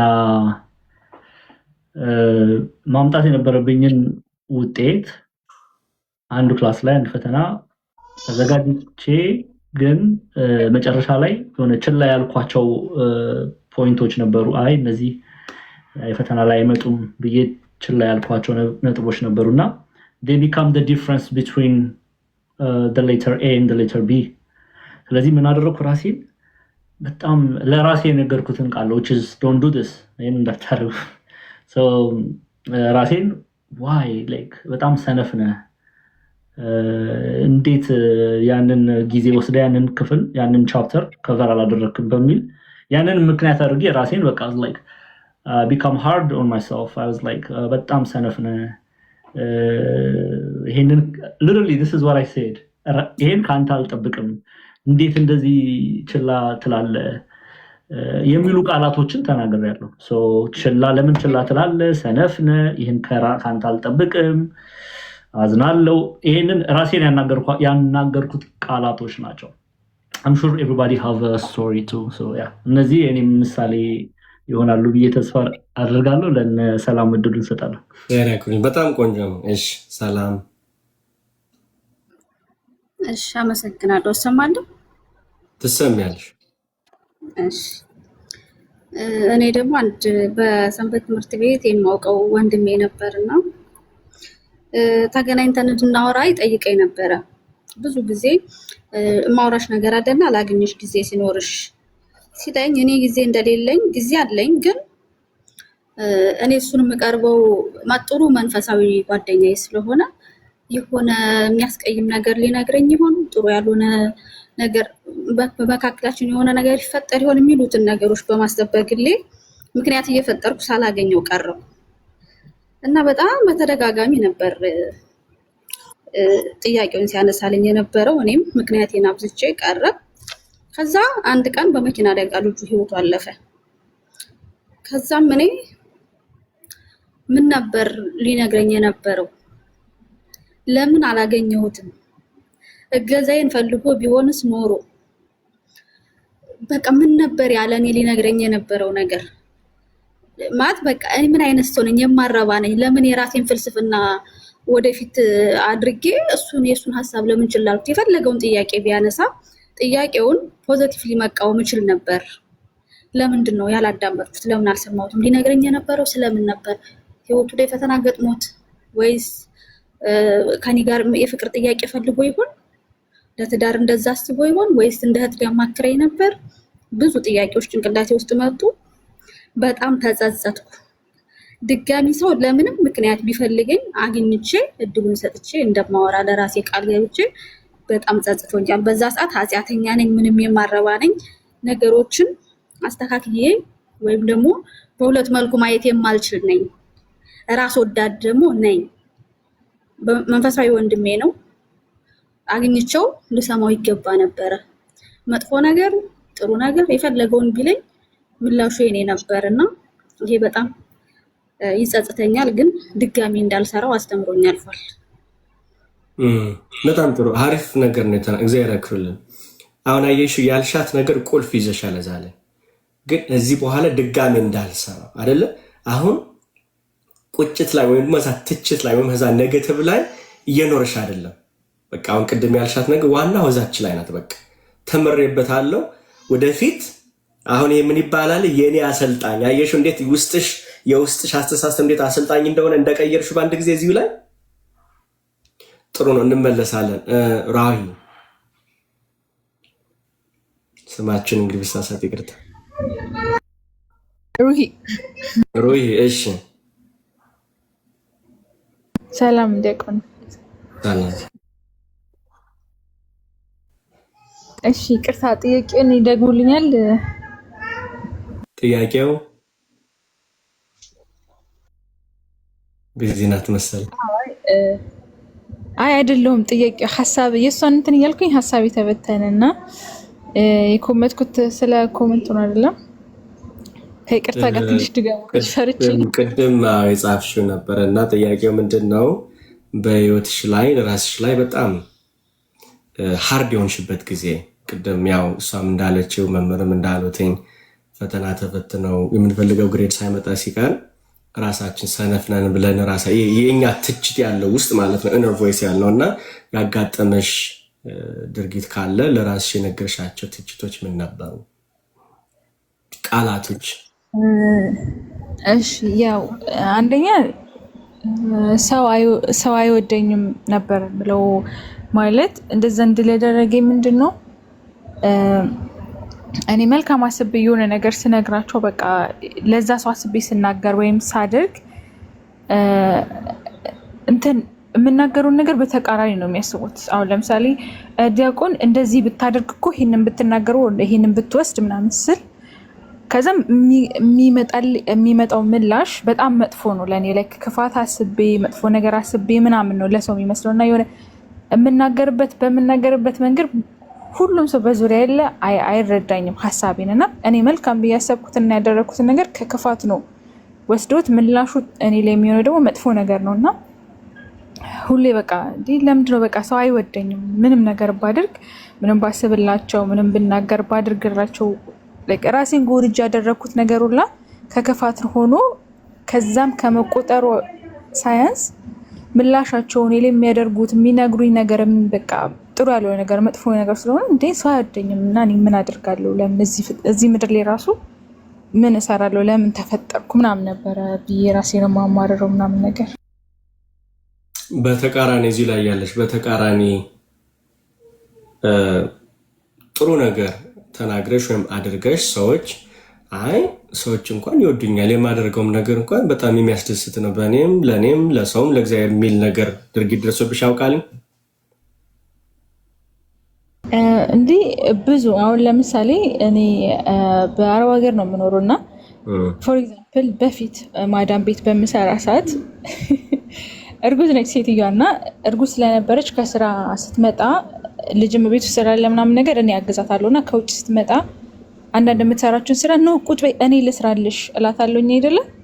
አንቺ እንዴት ይኛለሽ? አንቺን ከኔ ያስበለጠሽ ነው? እኔ እኮ አለቃሽ ነኝ፣ እኔ እኮ ማዳምሽ ነኝ፣ ከኔ የተሻለ የምትሰሪ ይመስልሻል? ምናምን ነገር ትለኝና ከዛን እንጣላለን። ኦር ደግሞ ስትከለከለኛለች፣ የሆነ ነገር የሰጠችኝም ነገር ካለ ትወስድብኛለች። እኔ ያልኳት ጀስት ረፊ ይሄን የምትሰሪውን ላግዝሽ፣ ኦር ልጆቹን እኔ ቴክ ኬር ላድርግ ምናምን ነገር ነው። ሰው ቸግሮት ብር እሰጣለሁኝ አይደለ? ብር አበድራለሁኝ። ብር አበድሬ ያንን ብር ስጠይቅ ተሰድቤ ብሎክ የተደረኩበት ጊዜ አለ። መጥፎ ነሽ፣ ገና ለገና ብር ሰጠሁ ብለሽ ደግሞ እንዲህ ትሆኛለሽ። ይሄ ተራው ኤግዛምፕል ነው እና ከዚህ የባሱ በጣም ብዙ ነገሮች አሉ ማለት ነው። እና በቃ ኢቨን አስቤ ኦኬ አከሊት ለምን አሞኛል ስላለች ሐኪም ቤት ለምን አትሄጂም ለምን አትታከቢም ካልኳት ምን አሰበሽ ነው እንደዛ ምትኝ ብሎ የሚመጣው ምላሽ መናገር ራሱ የከፋ ነውና ብዙ ነገር አለ። እሺ በጣም ጥሩ እግዚአብሔር ያክብርልኝ። እሺ እዚህ ሌላ አንድ ሰው አለ ቻንስ የሚሰጥ?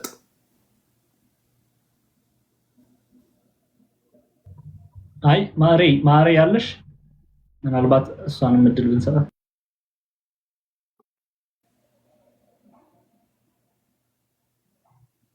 በቃ ይቀጥሉ ዲያቆንዬ። እንቀጥል። በጣም ጥሩ። በዚሁ በተቃራኒ ጀስት ሁለት ነጥቦች ነው እንጽፍ የሚፈልገው። በተቃራኒ ደግሞ የኔ አሰልጣኝ በህይወታችሁ ውስጥ የሆነ ነገር አድርጋችሁ በቃ የሆነ እችላለሁ የሚል መንፈስ አሁን በወድቅ ነገ እነሳለሁ ብላችሁ ለራሳችሁ የነገራችሁበት ታይም ምን አይነት ይመስላል የሚለውን ነገር አንድ ሁለት ነጥቦች ብታስቀምጡልኝ ደስ ይለኛል። አንዴ ደግሞ ቢነግሩን ይሄን ክሊር ቢያደርጉት። አሁን የምንናገረው እነ ፖዚቲቭ ሆይ ለራሳችሁ ውስጥ ኢነር ቮይሱ ማለት ነው። የቅድሙ የእኔ ተች ብለናል አደለ? የሆነ ነገር ድርጊት አጋጥሞ በራሳችን ላይ ትችት ያበዛንበት ወይም የውስጣችን ድምፅ በጣም ትችት የበዛበት። አሁን ደግሞ በተቃራኒው ልክ እንደ አሰልጣኝ ጎበዝ በርታ የሚል ሀሳቦች በውስጣችን መጣው ከሆነ እኔ አሁን ብዙ ያጋጥሙ በራሴ ህይወት ማለት ነው። ለምሳሌ እችላለሁ ማለት እነሳለሁ፣ ይሄ ባይሳካ እግዚአብሔር ከኔ ጋር ነው ያን በቃ እነዚህ ቃላቶችን እነዚህ ሀሳቦች በአይምሬ እና እነዚህ ምን አሰልጣኝ የሚባለው ውስጥ ያለ የኔ አሰልጣኝ ይባላል። ማይ ኮች እንለዋለን። ማይ ኮች እና ማይ ትችት የሚያበዛ። ስለዚህ አሁን ልክ በመልካም ሀሳብ ለራሳችን እንደዚህ ነገሮች ብለናቸው ከሆነ ማለት ነው። እሺ ብያውቃለሁ ያላችሁ እስቲ ለራሳችሁ ያላችሁትን ነገር እስቲ ዘርዝሩልኝ። ከታች ያላችሁ ሌሎቻችሁ እዚህ ያላችሁ ጻፉ። እስከዛው እኔ ሌላ እንትን ሰማልኝ ስልክ ገባብኝ። ሰማል ይሰማሉ። አሁን ሶ ፕሮ አንድ ነጥብ እኔ እሱ ላይ ለማንሳት እሺ ዲያቆን መለሱ። እሺ ይቅርታ ይሰማል አሁን? አዎ ይሰማል።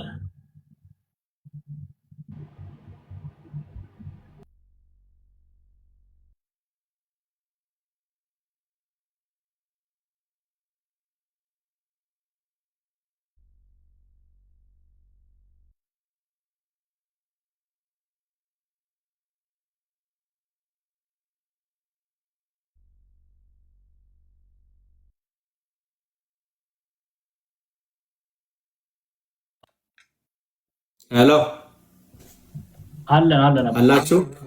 በጣም ጥሩ ይቅርታ። አንድ በእኔ ያጋጠመኝን አንድ ሀሳብ ልንገራችሁ። መኪና ይዤ ይሄ ራሳችን ኢማጂን ታደርግ ነው እና በአጋጣሚ ወደ ትምህርት ቤት እየሄድኩ ነው፣ ወደ ስራ እየሄድኩ ነው። እነዚህ ሁለት ጊዜ አጋጥሞኛል እና የመጀመሪያው ወደ ስራ ሲሄድ ትንሽ አርፍጄ ነበር እና አርፍጄ እየሄድኩ ሳለ እንደምታውቁት መቼም ስናረፍድ ምንድነው የምናደርገው? እዚህ ሀገር መቼም ያውቃሉ መምህር፣ ስፒድ የሚባል ነገር አለ። ትንሽ ከስፒድ ሊሚቱ ጨመር አድርጌ እየነዳው ነበር ቶሎ ለመድረስ፣ ግን ኦልሬዲ ሌትኛለሁ እና በፍጥነት እየነዳ በአጋጣሚ ፖሊስ ተደብቆ እንትኑን አነጣጥሮ አላየሁትም፣ እየጠበቀኝ ነበር። እኔ ፍትልክ አድርጌው ስሄድ ሰውየውን እያበራ እየተሽከረከረ በቃ መጣ። እንግዲህ ማጅ ምን በውስጥ ምን እየተሰማኝ አይነት ጭንቀት፣ ልቤ ሬስ እያደረገ ነው። በቃ ትኬት ላገኝ ነው፣ ልከፍል ነው ምናምን በቃ ብዙ ነገር። እዛ ተከተለኝና አስቆመኝ። ለምንድን ነው በፍጥነት እየሄድክ የነበረው አለኝ። እንግዲህ ስራ እየሄድኩ ነው፣ ሌቱኛ ነው አልኩት። ከዛ ድራይቨር ላይሰንስ አምጣለኝ፣ ሰጣሁትኝ። ነጥቤን አሸከመኝ።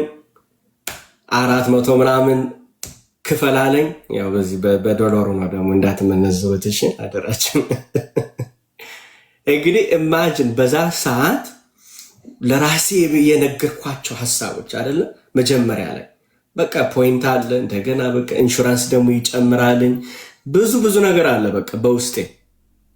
ግን ምን ይነዋት አልኩኝ። ከዛ ልክ ሰውየው እንደሄደ ተሎ ብዬ ራሴን ምን አደረግኩት? በቃ የውስጤን ቮይስ ይሄ አሰልጣኙ ብቅ አለልኝ። በቃ ተሎ ብዬ ምን ይነዋል፣ ጥፋተኛው ራሴ ነኝ። ሲጀመር በጊዜ መነሳት ነበረብኝ።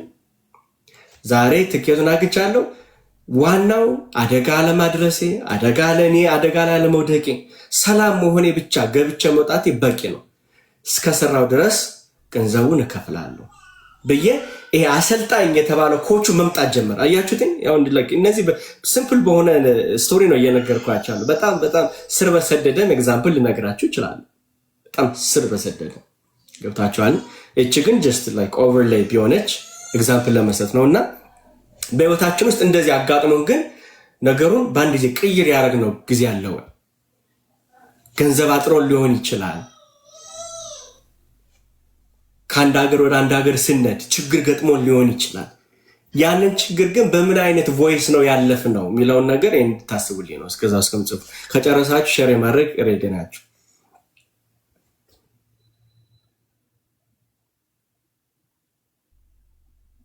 የስሽ መመሪ እቺ ቀጥ ነው። እሺ እንግዲህ ብዙ ጊዜ የተለያየ ተግዳሮት ሲደርስብኝ እኔም የማደምጠው አንድ ድምፅ አለ። እሱም በዚህ በኢዮብ 11:16 ላይ አንድ ትረሳለ እንዳለፈ ውሃ ታስበዋለህ የሚለው ቃል ያጽናናኛል። ያልፋል፣ ይሄ ነገር ያልፋል።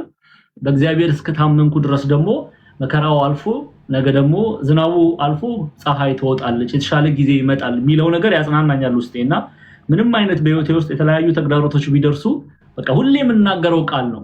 ለርሊ ሁሌ ምለው ቃል ነው። መከራን ትረሳለህ እንዳለፈም ውሃ ታስበዋለህ ይላል። ያለፈ ውሃ ያፈሰስነው ውሃ ዞር ብለን እንደማናስበው ሁሉ የኔም መከራ እንደዛ ውሃ ያልፋል። ስለዚህ ዞር ብዬ ማላስብበት ማልመለከትበት ጊዜ ይመጣል እግዚአብሔርን ተስፋ እስካደረኩ ድረስ እያልኩ ውስጤን ይሄንን የመጽሐፍ ቅዱስ ክፍል ደጋግሜ ሰልሼም እነግረዋለሁ።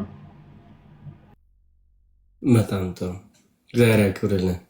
ልክ ልበ አምላክ ዳዊት እንደተናገረው አንተ እንዳልወድል በልቤ ቃልን ሸሸኩ እንደሚለው ሰወርኩ እንደሚለው የእግዚአብሔር ቃል ሁሌ በችግር ጊዜ ብቅ ብለው ተስፋ የሚሰጡን፣ ተስፋ ስናጣ ጨለማ ላይ ስንሆን ብርሃን የሚሆነን፣ ስናለቅስ የሚያብስልን የእርሱ ቃል ነውና ደፈነሊ ቃሉን በአይምሯችን መመራይዝ ማድረግ ትልቅ ነገር ነው። እስቲ ወደ ፊውቸር እንወያይ። በጣም ቆንጆ እንትን ነው። እሺ እዚህ አላችሁ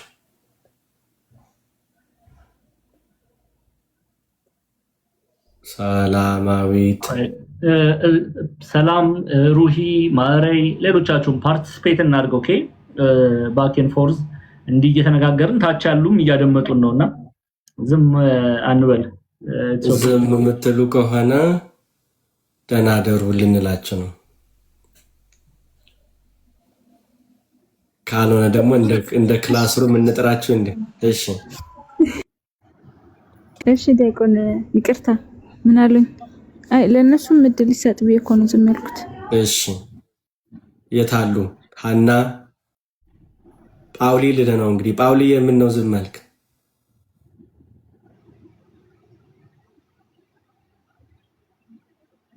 ጳላዲዮስ እንበለው መሰለኝ።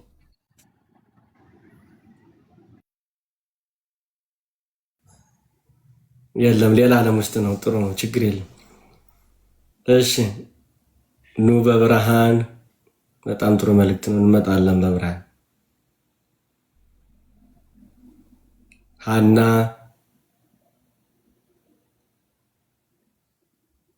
መሰለኝ ዲያቆን በቃሽ። ጥያቄውን ያስታውሱን ድጋሚ ችግር የለውም። እኔ ማይክ አነሳለሁ ከኔ ጋር ነው። ቅድም በሰጠሁት ሀሳብ ላይ ነው ይሄ አሰልጣኝ የተባለ በህይወታችን ላይ ለራሳችን መልካም የተናገርባቸው ጊዜዎች ካሉ እኒያን ጊዜ ምን ይመስላል? እንዴት ምን አይነት ቃሎች ነው ለራስሽ የተናገርሽው?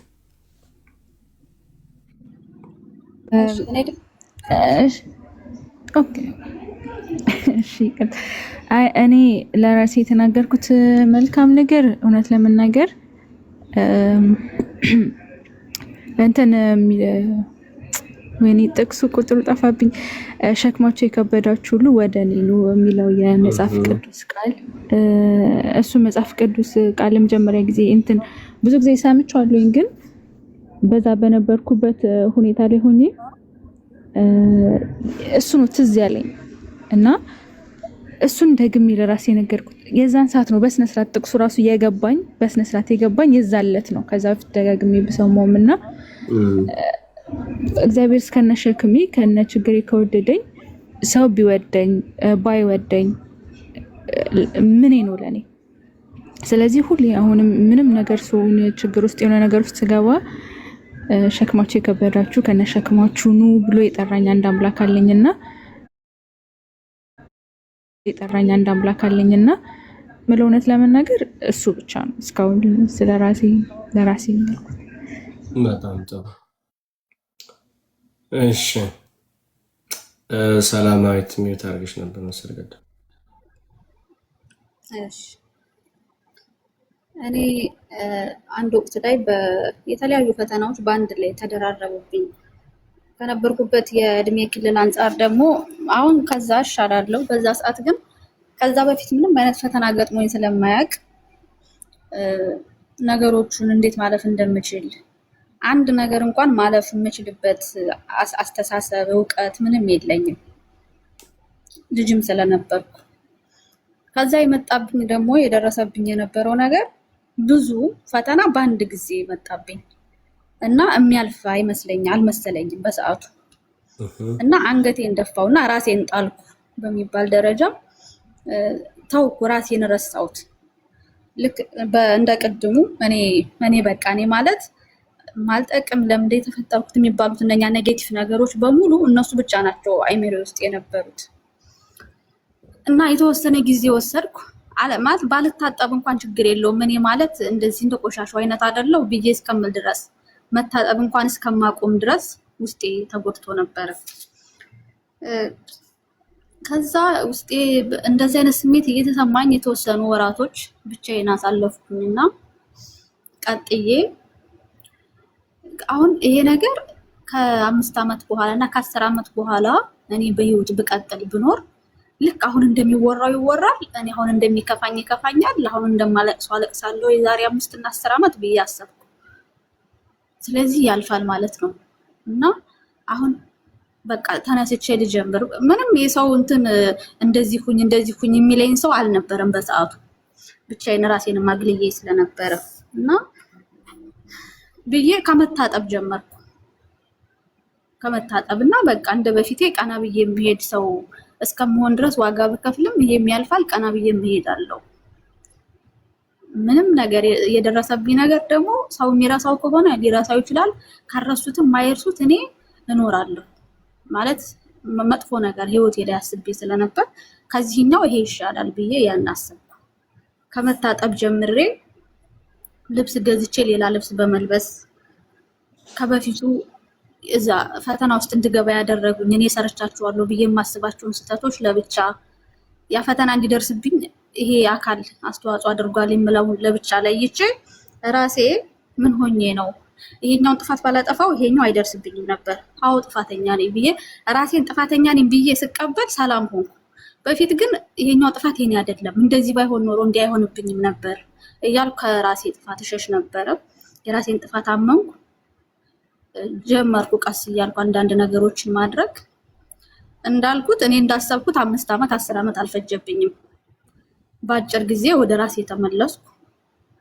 ከበፊቱ በተሻለ ቀና ብዬ መራመድ ቻልኩ። ያው እግዚአብሔር ረድቶኝ ነው እንጂ እኔ ምንም አይነት እንትን አልነበረኝም። ምንም ከዛ በፊት የደረሰብኝ ነገር ስለሌለ በቃ ነገሩ ሲደርስብኝ ስብር ነው ያልኩት። ግን እግዚአብሔር ያው መክሮኝ ወደፊት ነገሮችን ማስቀጠል ቻልኩ። ከበፊቱ በተሻለ ከፈተናው ተምሬ ያንን ድጋሚ ያን ስህተት እንደማልሰራው ተምሬበት ሁሉም ነገር ደግሞ ያልፋል። ምንም ነገር ከዚህ በኋላ ህይወቴ ላይ ሀፕን ቢያደርግ እንደሚያልፍ፣ ስለዚህ ሲያልፍ ደግሞ ሁሉም ነገር ታሪክ ነው የሚሆነው፣ ከኔ ጋር አይኖርም። የኔ ታሪክ ሆኖ ይጻፋል፣ ግን ያለፈ ታሪኬ ነው የሚሆነው። ካለፈው ታሪኬ ደግሞ የወደፊቱን አስተካክዬ መጻፍ እችላለሁ ብዬ ከዛ አንገቴን የደፋውበት ሰዓትና ያለፈው ነገር ያንን አስተምሮኛል እና እችላለሁ። ያሳያቸዋለሁ። እንደገና ቆማለሁ፣ በሁለት እግሬ ቆማለሁ፣ እነሳለሁ፣ ከበፊቱ በተሻለ ሰው ሆናለሁ ብዬ ለራሴ እነዚህ መልካም ነገሮች ነግሬ እግዚአብሔር ረድቶኝ አልፌዋለሁ። ይሄ ነው ያኔ። በጣም ጥሩ፣ እግዚአብሔር ያክብርልን። ይሄ ነው ትልቁ ነገር። በቃ ዋናው የስ በጣም ትቻለሽ ያለሽ ነው። እግዚአብሔር ይስጣችሁ። ትልቁ ነገር አሁን ይሄንን ኤክሰርሳይዝ ያደረኩት ነገር ምንድን ነው? እያንዳንዳችን በህይወታችን ውስጥ ችግሮች፣ ፈተናዎች ይመጣሉ። ለእነዚህ ፈተናዎች ግን የሚቀድመው የትኛው ነው? ትችቱ ነው የሚቀድመው? ትችቱ ነው ዘላቂ የምናደርገው? ወይስ ደግሞ ይሄ አሰልጣኙን አምጥተን ራሳችን እንዴት ነው የምናሰለጥነው የሚለውን ነገር፣ መልካም ቋንቋዎችን፣ መልካም ሀሳቦችን እንዴት ነው? ለዛ ነው እነዚህ እችላለሁ ማለት መቆም ይችላል። ባደው ቅድም ጥሩ ነገር አንስተሻል። ሰላም ምንድን ያልሽው? እግዚአብሔር እኮ እኛ ስንጠር ነው እግዚአብሔር እኮ የሚሰጠን አይደለ? ትዝ ይላችኋልኝ ባለመክሊቶቹ ሰጧቸው እኮ ነው አይደለ? እንዲሰሩ ነው ሰጧቸው። ግን ላለው ይጨመርበታል ማለት እኮ ለሰራ ይሰጠዋል ነው። እንዲያውም ምንድን ነው የተባለው? ላለው ይጨመር፣ እንዲያውም ላልሰራው ለዚህ ለሆነው ቀሙትና ለዛ እና ምን ለማለት ነው? ስንሞክር ስንጥር ራሱ እግዚአብሔር ብርታቱን ኃይሉን ኢቭን ከሀሳብ ጀምሮ ማለት በሀሳባችን እችላለሁ በቃ እግዚአብሔር አልልኝ ያን እግዚአብሔር ያቆመኛል ማለቱ እግዚአብሔር ራሱ ቆም ያደርገናል ማለት ነውና እኛ ስንሞክር እግዚአብሔር ደግሞ በቃ ፊት ለፊት እየመራን ኢየሱስን እየተከተልን እሱ ደግሞ ያሳካልናልና ብዙ ጥሩ ሀሳቦች ላነሳሽ በጣም እግዚአብሔር ይስጥልን። ለአንድ ሰው እድል እንስጥና አንድ ሌላ ኤክሰርሳይዝ አድርገን ወደ መጨረሻው እንትን ብንሄድ ደስ ይለኛል። መምህር መልካም። እሺ ይቀጥሉ ዲያቆን። እና ጥያቄ ካላቸው ሜይ ቢ ከዚህ ላይ እናቁምና የሚቀጥለው መቀጠል እንችላለን። እነዚህ ኤክሰርሳይሶችን ኦኬ። ኤክሰርሳይሱ ኦኬ፣ አንድ አይነት ኦኬ። ኤክሰርሳይሱ ሀሳቡ ከገባቸው ወደ ጥያቄና መልሱ ሰዓቱ ብንጠቀም ይሻላል። እሺ ወደዛ እንሂድ እና እንደዛ ብናደርግ ይሻላል። ሶ ጀስት ቬሪፋይ አድርግና ዲያቆን ቬሪፋይ እንደተረዱት ሀሳቡ እንደተረዱት ዋትስ ዘ ሪዝን ኤክሰርሳይሱን ያደረግንበት ምክንያቱ ምንድን ነው የሚለውን አንደርስታንድ አድርገውት ከሆነ ወደ ኮስችን እና አንሰር እንሂድ። አንዴ ጥሩ። እኔ ሳምራይዝ ከማድረግ በፊት ሰላም ሮሄ እዚህ ጋር አላችሁ። ይህንን ኤክሰርሳይዝ አላማው ምንድን ነው ብላችሁ ታስባላችሁ? ምንድን ነው እንድታገኙ የፈለግኩት እዚህ ላይ? ወይም ደግሞ ይሄንን ኤክሰርሳይዝ በማድረግሽ ምንድነው የመጣልሽ ሐሳቦች ወይ ደግሞ የተረዳሽው ሪቪል የተደረገልሽ ነገር ምንድነው? ወይም ደግሞ ይሄንን ኤክሰርሳይዝ እንዴት ነው ለፊውቸር የምትጠቀሙት? እኔ የተረዳሁት ይቅርታ ሰላምዬ ቀደምኩሽ። እኔ የተረዳሁት እንግዲህ እዚህ ጋር ስንነጋገር ሁላችንም የራሳችን ያለፍናቸውን ነገሮች ቻሌንጆቻችን እንዴት እንዳለፍናቸው እርሶ የሚሰጡን ምክሮች የሚያስተምሩን እናንተ ያሳለፋችኋቸው የጠቀማችሁን ተምረን ሞር ወደ አምላካችን ወደ ራሳችን እንድንጠጋ ራሳችን እንድናቅ እና ሞር ወደ ፈጣሪያችን እንድንጠጋ ነው። ብዙ ይሄ ከፊዚካሊ ሳይሆን ሜንታሊ ራችን ላይ መስራት ምን ያህል መስራት እንዳለብን እንደምንችል ራሳችን እንዴት ማዘጋጀት እንዳለብንና ምን ያህል ጠንካራ የሆኑ ፍጥሮች ላይ በመልካም ብናየው በመጥፎም ብናየው ላይ የሆነ ነገር ጭንቅላታችን ላይ ካሰብንበት ምንም ማድረግ እንደምንችል ከእግዚአብሔር ጋር ነው። በጣም ጥሩ ታንኪዩ። እሺ ሰላም። እሺ ሩሂ ብለዋለች። እኔ በግሌ የምጨምረው ያው መጀመሪያ በጻፍነው ወይም ባየነው እኛ ትችት ከሚለው እሱን ያንን ብለን ማለት ትችት እንደሚያልፍ ያ ነገር ከባድ ቢሆንም ያን ነገር መቀበል ከዛ ደግሞ ምንም ነገር ቢሆን ማለፍ እንደምንችል እችላለሁ ብሎ መሞከር ከምንም ነገር እንደሚያወጣ እና ያው ጠንካራ መሆን እንደሚሻል ወደፊት መራመድ ብቻ ነው እንጂ ያሉበት ሁኔታ ላይ መጥፎ ነገሮችን ለራስ እየነገሩ መቆም እንደማይጠቅም ነው ባጭሩ የተረዳሁት። በጣም ጥሩ። እሺ ሳምራይዝ ላድርግላችሁ። ቅድም እንዳነሳሁት ይሄንን ኤክሰርሳይዝ እንዳደረግ የፈለኩት ምንድነው ቀኑን በሙሉ ቅድም እንዳልኩት ቀኑን በሙሉ የሚያናግረን ውስጣዊ ድምጽ አለ ነው። እዚህ ነው የተነሳው አይደለ? ቀኑን በሙሉ ቅድም እንዳልኳችሁ ከ6000 እስከ 10000 በላይ ሐሳቦች አሉ ወይም ድምጾች አሉ thoughts አሉ ብያለሁ አይደለ? ስለዚህ ምንድነው ያልኩት ቀኑን ሙሉ የሚያናግረን ውስጣዊ ድምጽ አለ እና ምንድነው ያልኩት አንዳንዴ አልኩኝ አይደል? እነዚህ አሁን በተነጋግርባቸው ሐሳቡን ጠቅለል አድርግላችሁ ይሄን ቀኑን በሙሉ እነዚህ የሚያናግሩን ውስጣዊ ድምጽ አንዳንድ ጊዜ ይሄ ድምጽ በጣም ጨካኝ ነው ለማለት ነው። ከገባችሁ ጠለቅ ያለ ቋንቋ በጣም ጨካኝ ነው ስል በቃ ቀለል ያለ ነገር አይደለም። ይሄ ድምጽ ይሄ ውስጣዊ ድምጽ በጣም ጨካኝ የሆነ ቃላቶችን ይናገራል። ሌላው ደግሞ ያልኩት ምንድነው ይሄ ጨካኙ ድምጽ ያልኳችሁ ምንድነው ተቺ ነው ወይም ደግሞ ውስጣዊ ትችት የሚያበዛ ውስጣዊ ተቺ ነው ብለናል። እዛ በተቃራኒ ደግሞ ምን አልኳችሁ አነቃቂ አገስ ሞቲቬት የሚያደርግ አነቃቂ ነው መስል ቃል አነቃቂ ወይም ደግሞ ደግ የሆነ ውስጣዊ ደግሞ ድምጾች አሉ ነው። ከነዚህ ሁለቱ በቀን ውስጥ ከምንሰማቸው ድምጾች የትኛው ይበዛል ነው? እንዴት ነው ባላንስ የምናደርግ ወይም ደግሞ አነቃቂውን ደግ የሆነውን መልካም የሆነውን ድምጽ እንዴት ነው ከፍ እያደረግ ነው የምንመጣ የሚለውን ይሄ ፕራክቲስ ያስፈልገዋል፣ ሀብት ያስፈልገዋል። ስለዚህ ይሄንን ኤክሰርሳይዝ ስናደርግ ምንድነው አንደኛ በነበረባችሁ ድርጊት ላይ ወይም ደግሞ አሁን ባላችሁ ድርጊት ላይ እዚህ ውስጥ ያላችሁ 300 ያላችሁ እዚህ ውስጥ ያላችሁ አሁን ኤክስፒሪየንስ በመታደርጉት ውስጥ ማለት ነው በጭንቀት ውስጥ ያላችሁ ውስጣዊው ድምጽ ምን አይነት ነው በቃ እንድታስተውሉ የፈለኩት ውስጣዊው ድምጻችሁ ውስጣዊ ድምጹ ይሄ የሚያሸኮሽከው ውስጥ ምን አይነት ነው? ደግ ነው ወይ መልካም ነው? የእግዚአብሔርን ቃል ነው የሚናገረው? የእግዚአብሔርን ቃል ወይም ደግሞ አነቃቂ ነው ሰላማዊ ቃል ወይስ በጣም ጨካኝ የሆነ ጨካኝ ስላችሁ ባለው ራስሽን አጥፊ ራስን ግደል ይሄ በጣም ለዛ ነው ድምጹ የምንሰማው ድምጽ ምን ያለ እንደም ጌታ ጆሮ ያለው መስማትን ይስማ እኮ ነው አይደል ያለው ውጫዊ ብቻ አይደለም ውስጣዊ የምንሰማቸው ነገሮች ብዙ አሉ ድምጾች አሉ እና እነዛን ድምጾች እንዴት ነው ኮንትሮል ማድረግ የምንችለው እንዴት ነው የምንቀይራቸው በጭንቀት ውስጥ ውጥርጥር ስንል ብዙ ጊዜ የሚመጡብን ሐሳባችን ድቅን የሚሉት ጨካኝ የሆኑ ድምጽ ናቸው ስለዚህ ይሄንን ጨካኝ ድምጽ እንዴት ነው የምንቀይረው ወደ አነቃቂ ወደ ደግ ወደ ሆነው ወደ እግዚአብሔር ወደሚጣፍጠው አይደል እንዳውም ልበ አምላክ ዳዊት እንዳለው በቃ የእግዚአብሔር ቃሎች ልክ እንደሚነጥሩ ቃላት ንጹህ ቃላት እንደሆኑ ማለት ነውና እንዴት ነው ወደዚህ የምንቀይራቸው የሚለው ይሄን ኤክሰርሳይዝ እናደርግ የፈለኩት ለዚህ ነው ስለዚህ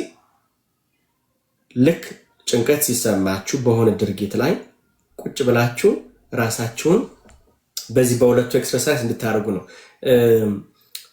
ወደሚቀጥለው እንሄድና እዛ ሳመራይዝ እናደርጋለን። ሆፕፉሊ ተረድታችሁታል ሐሳቤን። ላይክ ሳመራይዝ ያደረኩት መጥፎውን ሐሳብ በመልካም መለወጥ መቀየር ማለት ነው። yes እና ደግሞ አሰልጣኙን ይሄ አሰልጣኝ የተባለው ውስጣዊ ድምፁ ይሄ ውስጣዊ አሰልጣኝ የተባለውን እሱን ደግሞ ማበርታት እና ደግሞ ማሳደግ። መልካም፣ በጣም ቆንጆ።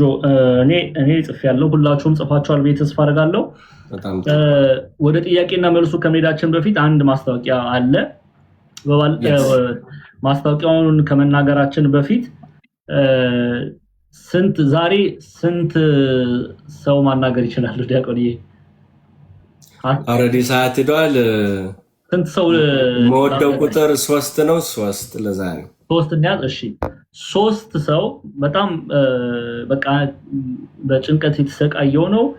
አይ ኒድ ሄልፕ፣ እርዳታ ፈልጋለሁ፣ ምክር ፈልጋለሁ የሚሉ 3 ሰዎች ኦኬ። ያው ዲያቆን መልክሽን ዋን ሴሽን እናደርጋለን ስላልን ነው። ቀጣይነት ይኖረዋል። በሚቀጥለው ቅዳሜ በሰፊው በዚሁ ሂደት ነው የምንሄደው ማለት ነው። ይሄ መርሃ ግብር ይቀጥላል። እኔም ጳላድም ዲያቆን ክርስቶፎሮስም ወንድማችን መልክሽም የሚቀጥል ነው የሚሆነው። ኦኬ። ስለዚህ 3 ሰው አሁን አንድ ቁጥር ጻፉልኝና እናንተን 3 ላስገባ። 3 ሰው ዲያቆን መልክሽን ማናገር ፈልጋለሁ፣ እንዲረዳኝ ፈልጋለሁ። ሙያውም ስለሆነ ነው ይሄን የምላችሁ። ካውንስሊንግ ሙያውም ስለሆነ ሐሳቡን እንዲሰጠኝ እፈልጋለሁ የምትሉ እሺ።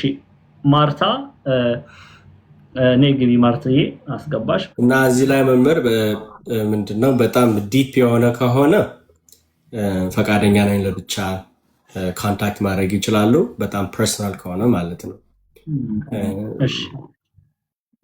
እሺ በቃ ሰው በጣም ፐርሰናል የሆነ ላይክ ፐብሊክ ላይ የማይነገሩ ነገሮች በውስጥ ማናገር ትችላላችሁ። ዲያቆን መልክሽን በውስጥ ዋን ካውንስሊንግ ማለት ትችላላችሁ። እሺ ሰምቻለሁ፣ ኢንቦክስ ማለት ትችላላችሁ።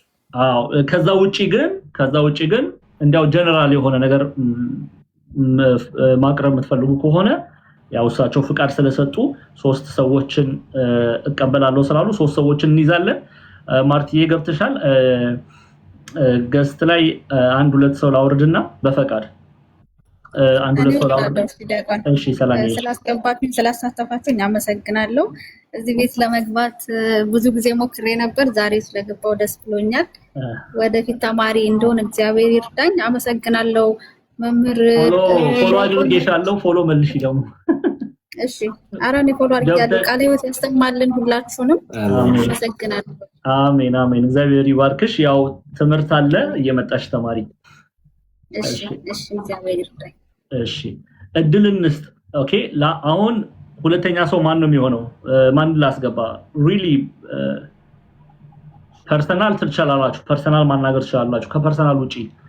እሺ ነይ ሄለን። ያው ሄለን ሁለተኛ ሄለን አስገብቻለሁ። ማርታና ሄለን አንድ ሰው ብቻ፣ ያው እሳቸው ሰዓትም ስለሌላቸው አንድ ሰው ብቻ። ከዛ ወደ ማስታወቂያው ሄደን ከዛ ይቀጥላል ማለት ነው። አንድ ሰው እሺ ስዊት ከረሜላ ነኝ። እሺ ስትገቡ እባካችሁ ሚዩት እያደረጋችሁ ቀል ጨዋታ ፌዝ አንፈልግም። ኦኬ ይሄ እሳቸው ሰዓታቸውን መስዋዕት አድርገው ነው እዚህ የመጡት። ስለዚህ እባካችሁን እንደዛ አይነት ነገር ይዛችሁ የምትመጡ እኛን እንኳን ባትፈሩና ባታከብሩ እግዚአብሔርን ፍሩ። እሺ እሱን ለማለት ነው። ሚዩት እያደረጋችሁ ስትገቡ። እሺ ማንን ላወርድ? አንድ ሰው ከገስት እኔ ቦርድ ደስ ይለኛል ግን እድል ለመስጠት ክሬሎም አይሊ። እሺ መልሳለሁ፣ ወደ በኋላ ላይ መልሳለሁ። እድል ለመስጠት ነው። እሺ ነይ ሁን፣ በቃ ሁን አይሊ። ስዊት ከረሜላ ነኝ። እሺ ልክ ያለው ሁን አይሊ። ሩሂ ወርዳለችና እሺ ወደ እነሱ ከመሄዳችን በፊት አንድ ጊዜ በባለፈው ሳምንት አስታውሳችሁ ከሆነ ዲያቆን ምናልባት አንተ ብትነግራቸው ደስ ይለኛል። እኔ እንትኑን ላሳይ፣ በአንተ ያምራል። ይቀጥሉ፣ ግጥሩ ነው ይዘዋል። ይቀጥሉ። ኖ ዲያቆን ይቀጥሉ። እሺ እርሶ ያሳዩ። እንደዛ ከሆነ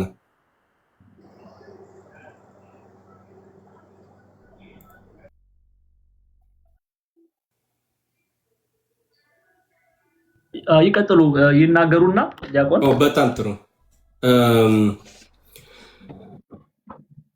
እንግዲህ በባለፈው ትንሽ አጠር ያለ መልእክት ነው። በባለፈው እንደተነጋገርነው በዚህ በሚኔሶታ በሚባለው ሀገረ ስብከት የቅዱስ ገብርኤል አርሴማ የሚል ቤተክርስቲያን አስመርቀው ዳግም ትንሣኤ ላይ 3 ወር ባልሞላ ውስጥ እንዳለ ቤተክርስቲያኑ በእሳት አደጋ ተያይዞ እንዳለ ሁሉም ነገር ነው የወደመባቸው እና በአሁን ሰዓት መጸለያ ቦታ ፍልሰታም ነው እና እንግዲህ እንደምታስቡትኝ ያው መጸለያም ቦታም የላቸውም፣ መገናኛም እግዚአብሔርን የሚያመልኩበት ቦታም የላቸውም እና ያው የምትችሉ አቅማችሁ በፈቀደ ዘል እንድታደርጉላቸው ጎፋንድሚ ማለት እሱንም እንልካለን። ግን እንደምታውቁት ያው በሚያሳዝን ሁኔታ እስካሁን ድረስ ኢንቨስቲጌት እየተደረገ ነው እሳቱ በምን መልኩ እንደተነሳ በሚለውና ያው የራሳችን ሰዎች ስለሆኑ ቤተክርስቲያኑ ገና አሁን ስራም አልተጀመረም፣ ኢንቨስቲጌት እያደረጉ ነው እና ጎፋንድሚ ተከፍቶ ነበረ እና የምትችሉ እንዲያው ለበረከት እጃችሁን እንድዘረጉ ነው። 5 ብርም ቢሆን 5ም ቢሆን 10ም ቢሆን የምትችሉትን ነው እግዚአብሔር የፈቀደላቸውን እንድትሰጡ ነው እና ይህንን ለማስተላለፍ ነው። በአሁኑ ሰዓት ያው የሚጸልዩበት ቦታ እንኳን እሱ ብቻ ክርስትና የሚነሱበት ስርዓተ ቅዳሴ የሚፈጸምበት ብዙ ነገሮች ስላጡ ገና ደስታቸው እንኳን እንደምታውቁትኝ በ3 ወር ውስጥ ባልሞላ በአዲስ ቤተክርስቲያን አግኝተው ገና ደስታቸውን እንኳን ሳያጣጥሙ እንደዚህ አደጋ ስለደረሰ በእርግጥ ለምን ሆነ ማለትም አይቻልም። ግን እግዚአብሔር ሰራ፣ እግዚአብሔር ወሰደ፣ እግዚአብሔር ሰጠን የምንለውና እግዚአብሔር ደግሞ ጨምሮም እንደሚሰጥ ስለምናምን እሱ የፈቀደው ስለሆነ በአሁኑ ሰዓት ግን ያው የምትችሉ እንድታግዙ ለማለት ነው። የበረከት ስራ እንዲሰሩ ነው። ጨርሻለሁ መምርዬ። እሺ እግዚአብሔር አምላክ ያክብርልን። ስክሪንሻት አድርጉና ምትችሉ እንድትጨነቁ አንፈልግም። ደግሞ እናንተን ከጭንቀት ለማላቀቅ እየታገልን እዚህ ጋር ወደ ጭንቀት ውስጥ ልንከታችሁ አንፈልግም። የምትችሉ ብቻ ስክሪንሻት አድርጉትና ይሄንን ያ የዜል ቁጥራቸው ነው ቤተክርስቲያንን በመርዳት የበረከት ስራ የምትችሉትን እንድትረዱ የበረከት ስራን እንድትሰሩ አደራ ላለው 1 ደቂቃ ብቻ ነው። ከዛ ወደ እህቶች እንሄዳለን። 1 ደቂቃ ውሰዱና ስክሪንሻት አድርጋችሁ የበረከት ስራ መስራት የምትፈልጉ ያንን እንድታደርጉ አደራ እንላለን። ቀጥታ ወደ ከማንን ጀምር? ሄለን፣ ስዊት እና ማርታ አሉ። ከማን በዚህ እንልክላቸዋለን። ቁጥሩ ይብዛል ብለዋልኝ። አይ ቲንክ ይታያል። ኧረ ይታያል። ያው ካንዲ ከፍላው ሄለን ከፍላ አድርግላችሁ። አንዴ ማርታ ይታያል። አንታርጉና አንዳችሁን ትንበሉ። እሺ ወደ እነሱ ከመሄዳችን በፊት 1 ደቂቃ ወስደው ይሄንን ስክሪንሻት ያርጉት። ስክሪንሻት አርጉትና ወደ እህቶች እንሄዳለን። ዛሬ ወደ እህቶች 51 307 7033 የዜልን ቁጥር ነው። መልካም ይታያል አሁን እያሉ ነው። ስክሪንሻት አርጉት። ምትችሉ ብቻ አደራችሁን የምትችሉ 5ም 10ም እግዚአብሔር በብዙ የባረካችሁ ምትችሉትን እንድታደርጉ የበረከት ስራ እንድትሰሩ ነው። በዚሁ አጋጣሚ ተጨንቃችሁ ምንም ነገር እንድታደርጉ አንፈልግም። ይሄንን እንድታውቁ አደራ እንላለን። ስክሪንሾት አድርጋችሁታል። እንቀጥል። አሁን ጸዴ ነው። አሁን ቀጥል። በቃ እሺ። ዲያቆን ማንን እድል እንስጥ? ከማንን ጀምር? let's go with ማርታ ነው ቀድሜ የገባችው። እሺ ማርቲ ቀጥይ። እሺ በጣም እግዚአብሔር ይስጥልኝ። እንደምን አመሻችሁ? ለእግዚአብሔር ይመስገን። እንደምን አመሻሽ? እግዚአብሔር ይመስገን። እኔ ለመጀመሪያ ጊዜ ነው ዲያቆን ያገኘሁት ዛማኔል ጋር ግን ብዙ እከታተላለሁኝ። ዛሬ እንግዲህ እግዚአብሔር ፈቅዶ ምናልባት ከበሽታዬ ልድን ሆን አላውቅም። እኔ ኃይላቱን ብቻ ነው መናገር ፈልገው። ከተቻለ በውስጥ ባናግር በጣም ደስ ይለኛል። ይህ ሚስጥር አይደለም። አሁንም ቢሆን ልረብሻችሁ አልፈልግም።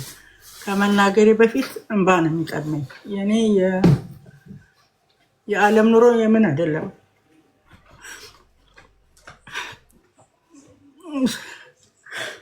ስለ እናቴ ነው እና የማይመለስ ነገር ነው። ከሞተች 3 ዓመት ሆናት። ከዛ ፊት 9 ዓመት ግን 12 ዓመት እሷ ያላየችውን ስቃይ ነው እያየሁላት ነው። እና ስቲል ሊሻለኝ አልቻለም። እኔ እግዚአብሔር ምናልባት አዝኖልኝ ሊሆን ይችላል እንጂ በስራው ገብቼ ያሳዘንኩት ነው ይመስለኝ። ግን አላውቅም፣ አልወጣለኝ። የሚታየኝ ያለፈው ስቃይዋ ከመኝታዬም ስነቃ የሚታየኝ የነበረችበት ሁኔታ፣ ንግግሯ፣ ድምጿ ተረበሽኩ እና ከተቻለ በውስጥ ላናግርህ ዲያቆን። ምክንያቱም እኔ እግሬን የሚመላለሰው ቤተክርስቲያን በእውነት ውስጤ ግን በፍጹም ባዶ ነኝ። በቃ ባዶ ነኝ። እግዚአብሔር በብዛት ለእሱ አልቅሼ ነው የምለምነው። አዝኖልኝ ነው እንጂ እስካሁን ደስ እንጃ በጣም ግራ ገብቶኛልና ከተቻለ በውስጥ ብታናግረኝ ደስ ይለኛል። ፎሎ አድርገኝ። ፎሎ ላደርግ ነበር አልቻልኩኝም። ወይም ደግሞ ዛማኔ ደርዳኝ እና እግዚአብሔር ስጠልኝ። ብዙ አልያዛችሁ። ችግር የለም። ፋላ አድርጌሻለሁ። ችግር የለም። ጥሩ። እሺ ማርታ፣ እግዚአብሔር ያበርታሽ፣ አይዞሽ። ግሪፍ ያው ግሪፍ ማለት ሀዘን ራሱን የቻለ ትንሽ ጠለቅ ያለ ነው እና ጊዜ ሰጠን እንነጋገራለን። አንዳንዴ ብቻ ሳይሆን ሀዘንን ወይም ግሪፍን ትክክል በሆነ መልኩ አድረስ ካላረግ ነው እንዳልሽው ስቲል ለመልቀቅ ራሱ ያስቸግረናል፣ አመታትም ይፈጃሉ እና እንደ እግዚአብሔር ፈቃድ እስቲ ፋሎ አድርጌሻለሁ። ጊዜ ሰጠን አንዳንድ ነገሮችን እንነጋገራለን። ለአሁኑ ግን እንዳልሽ ፐርሰናልም ስለሆነ እግዚአብሔር ከአንቺ ጋር ይሆን አለን። እኛ ወንድሞች አለን።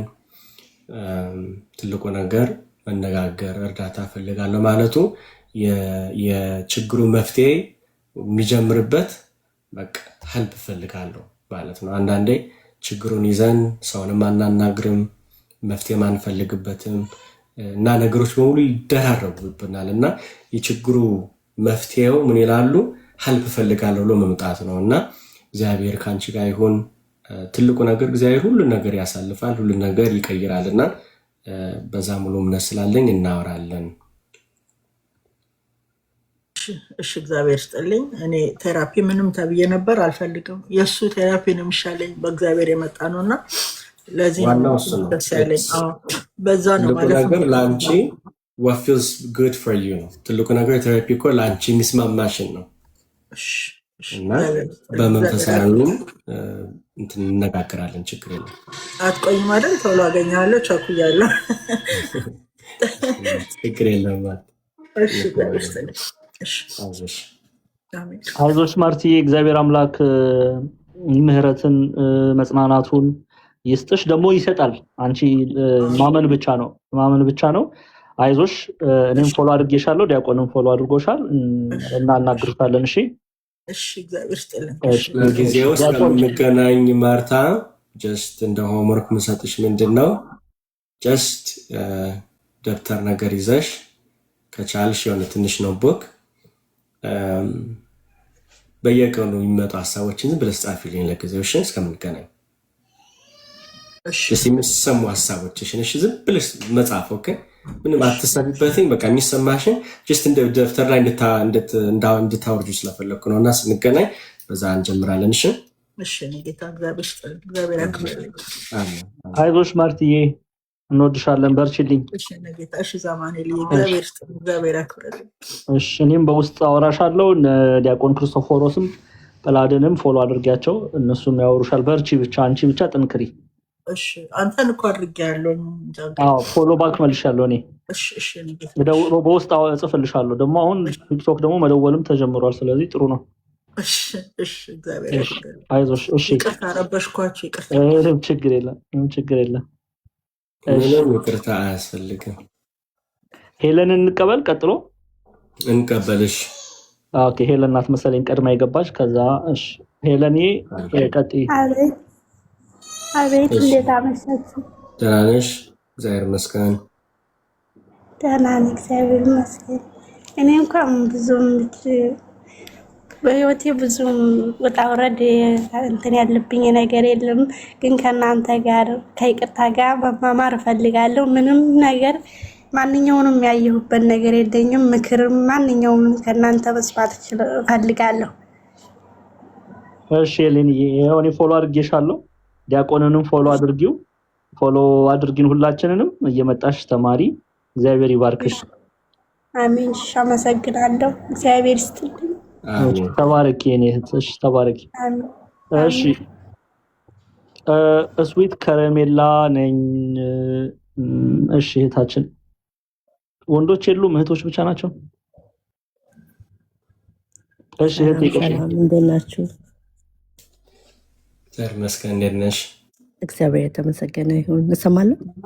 ትሰሚያለሽ? ማን ልበል? ሃይማኖት እባላለሁ።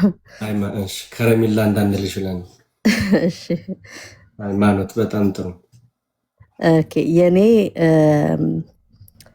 I find it very hard to have positive ነገር ስለ ራሴ። Okay. Like most of them negative ናቸው ከፖዚቲቭ ይልቅ ግን yeah. Where do you think በእንግሊዝኛ እየወሰድሽ ነው? ያን ኦሪጂኔት የሚያደርግ ከምን የተነሳ ነው ብለሽ ታስቢያለሽ? I feel like whatever I've been told growing up, that's what I feel like እንደዚህ ያደረገኝ. Which is like in the trauma, childhood trauma, which happens. Yeah. Go ahead, continue. What are those things you've been told that's been stuck with you? I mean, they're not mostly positive አይደሉም. Like things like ነገሮች ማድረግ አልችልም, I'm not good enough, things like that. I don't want to get too detailed. Well, lunch more የሚያስፈልገው ምንድን ነው? Seems like more self-esteem, overcoming self-esteem. Like እንዳልኩሽ I think በውስጥ መስመር መነጋገር እንችላለን ግን ያ በባለፈው እንደተነጋገር ነው ከጭንቀት መንስኤዎች ዋና ወይም ደግሞ አንደኛ ብለን ያነሳናቸው ራስን ዝቅ የማድረግ የትህትና መንገድ ሳይሆን lack of self esteem like በቃ በራሳችን ላይ የሎ አስተሳሰብ በጣም የወደቀ አስተሳሰብ እና ያን ደግሞ by the way ከስራችንም ለመስራት ትምህርት ቤትም ለመማር ሪሌሽንሺፕ ውስጥ ኢቭን ቀን በቀን የምናደርገው ዴይሊ አክቲቪቲዎች ራሱ ኢምፓክት ያደርገዋል። ለምን ሁሌ ኮንስትሊ አይምሮአችን ውስጥ እየኖርን ቅድም ኤክሰርሳይዝ ያደረግነውም ለዛ ነበር።